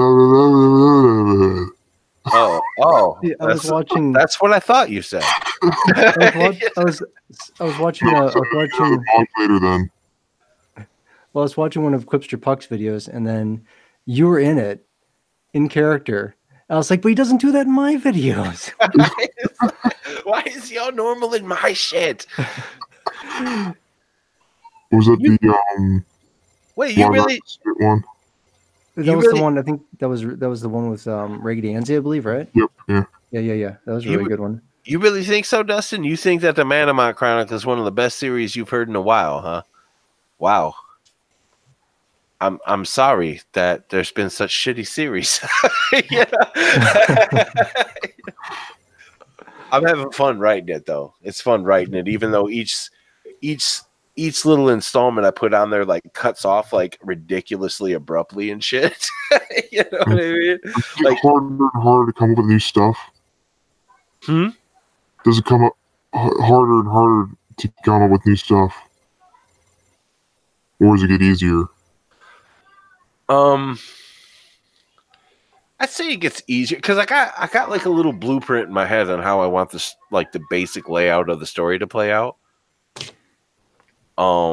Like I'm going to say now I'm not going to promise this, but I'm going to give a little spoiler here, and I don't think that the next story is actually going to involve Victor or Michael at all, Dustin, just so you know. I think the next story is going to go on to the Trindells, the vampire hunters. But we'll wait and see what comes out of my head here. Because I don't know it. I literally write that shit just on the fly. You know, like I'm just like, okay, I need to write this. So I just write it down, and all of a sudden whatever comes out. And I'm like, all right, that'll work. You know? You know, it's not a good story unless it ends with "Let's not meet." Oh, please. Yeah, Reaper knows what I'm talking about. Yeah. I don't know if you. I don't know how much of my content you listen to, bro, but I don't think any of my stories end with "Let's not meet." It's like it was this running gag that we used to do on live streams where we would make up stories. We do like free flow stories, like Agent Shadow Wolf does on his channel, and we just take suggestions from the chat, and you'd have to have like 3 things that had to be in the story, and they'd be like real simple things, like real idiotic things, like they'd be like a location, but like one was like hot dog vendor and like serial killer and some other stuff, and the story always has to end with "Let's not meet." Because they're like, it's not a true story unless it ends with "Let's not meet." And they started. I think the best one was the one that Dismal Hero was telling about a clown named Sprinkles. Sprinkles was going to some kid's birthday party, and as the story was like progressing, he like follows the guy's wife out into the garage, and the husband's out there. He's like, "So what you building there, buddy?" He's like, "Oh, Sprinkles, I'm just building your coffin." Damn. And then the kids come into the room, and the wife is like, "Kids, have you finished digging Sprinkles' grave yet?" And as Dismal's telling this story, he's like, he'd be like the most straight, like it sounded like a straight up horror story. Like he's not breaking character as he's reading it at all. He's just making it up as he's going. It was so hilarious that I actually have a recording of it somewhere on my computer. That actually sounds like a lot of fun, dude. It is, and it's what we do is when we would have different people come on the live streams, we'd be like, "Yeah, come on the live stream. Yeah, we talk about anything." And we'd always try to rope them into telling a story. I even got Miss Monster to do that one time, and she never came on a live stream again after that. Oh, that's rough. We were still friends. I think she's mad about it though. Holding a grudge. I would like doing that. That would be fun to me, man. It is fun. Yeah, like every single one of my stories that obviously that I've credited that I've wrote on my channel, I've written just like that. It's literally on the fly. There's a couple stories that literally took me like 10 minutes to write. I'm sitting here in chat with Reapers and Devil Jack and shit on my Discord. And I'm just like, hold on, I got to write this story up real quick. Write it up. And I'm like, all right, guys, listen to this. What do you think? And they're like, no, that ain't bad. I'm like, okay. That's good. Yes. Thank you, Dustin, for subbing to Fear. Yeah, I really appreciate that. Thank you. Yeah, to Fear Crawler. I almost called you Fear Creeper. That's close enough. I've been drinking. Fear Creeper, Swamp Crawler. No, that's Swamp Crawler. Yeah, Fear Dweller, Swamp Crawler, Fear Dweller. Yeah, I'm still gonna hack his YouTube account one of these days and just change it all. It's gonna be all Minecraft. And when people mention it in the chat, they're like, "What happened to the Swamp Dweller's channel?" I'm not even gonna respond to it. I'm just gonna like block them. How am I supposed to know what that guy's doing? Like, who knows that dude? He probably was wrestling some alligators. It was like, you know what? I'm done with this shit. I keep talking about doing that on April Fool's one of these times. It's just like filming a whole bunch of like legit Minecraft videos, and then on April Fool's, upload like private all my videos and upload like 20 Minecraft videos and have it, instead of being Fear Crawler, it's gonna be Fear Crafter. and again, I will and just not mention it, and then just change the heading, like family friendly channel and family friendly. Invite the kids and Christian Minecraft server. That's right. But again, we don't mention it to anybody for like maybe even a whole week, and just see what happens. Yeah. See what happens. YouTube might actually shoot them up in the algorithm. Like family friendly. All of a sudden, like that's when my channel like actually blows up, and it's like I start getting viral videos. I'd be like, "Oh no, what have I done? What have I done?" And then like there'd be like an expose like months down the road. Like, did you know he used to do horror? I can't believe I used to let my children listen to his videos. He used to talk about people dying. Yeah, that's the thing, dude. Is it'll get you stuck in some vicious cycle of like Minecraft videos.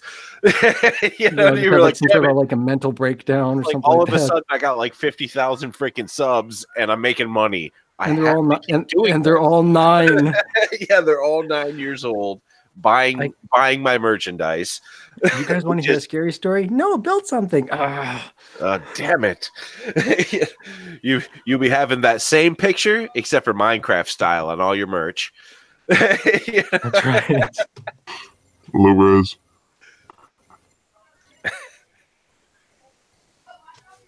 And now it's New Year's for you. Is it? Oh, it is. I fucking missed it. Boom. I missed it. It's 12:01. Happy New Year's. Yay. Yeah, I gotta wait like another 59 minutes. I tell you what, though, man, 2018 was a good year for me. It was a good year for me. I met Haley, my girlfriend. She's the most amazing woman I've ever met in my entire life. She is literally like a godsend. That's like, you know what I mean? She just couldn't imagine a more perfect woman. I've met amazing people this year. I started my YouTube channel and everything else, started doing narrations, and I'm having a blast doing it. It's just been a great year for me. Best year I've had in a long time. So here's for 2019 being better. That's all we can hope for. Yeah. Well, I mean, I know that I'll get more subs. I know that I'm going to keep putting out content. Subway eat flesh. Huh? Subway eat flesh. Eat flesh? Yeah. What makes you think I don't do that already? And it's awkward. You see this jerky? Technically flesh. That's true. Exactly. And I love jerky. Disagree with that. That's what we call a loophole. And Happy New Year's to you, Dustin. And I think the 4 people that are here are you and us. That's good enough. Yeah, good enough for me. At least everybody knows everybody. Yeah, I met Dustin. I met all kinds of good people this last year, man. All kinds of good people. A lot of new people that I've actually became quite close with over this time, and hopefully a lot more people that I'll end up more close with, you know. Are you on Discord, Fear Crawler? I was, but only because there was this indie game company that sent me an invite. I think because they probably thought my channel was bigger than it is, because I was following them on Twitter for a while. I think I still am, and they sent me they're gonna send me a demo of their game, but they're like, oh wait, we need just, we see that your channel's kind of small. I was like, oh, I'm sorry, I'm not big enough. I still want to play your game though. Yeah, I'm planning on donating money to help you guys finish your game. But hey, Happy New Year's, Creeper. But yeah, I after that, I mean, I still have Discord. I just don't have it on my phone or anything like that anymore. I'd have to reinstall it because it takes up so much space, and my phone sucks. I'm still flipping it. You see, Hillbilly Creeper just came in here. Happy New Year's, dude.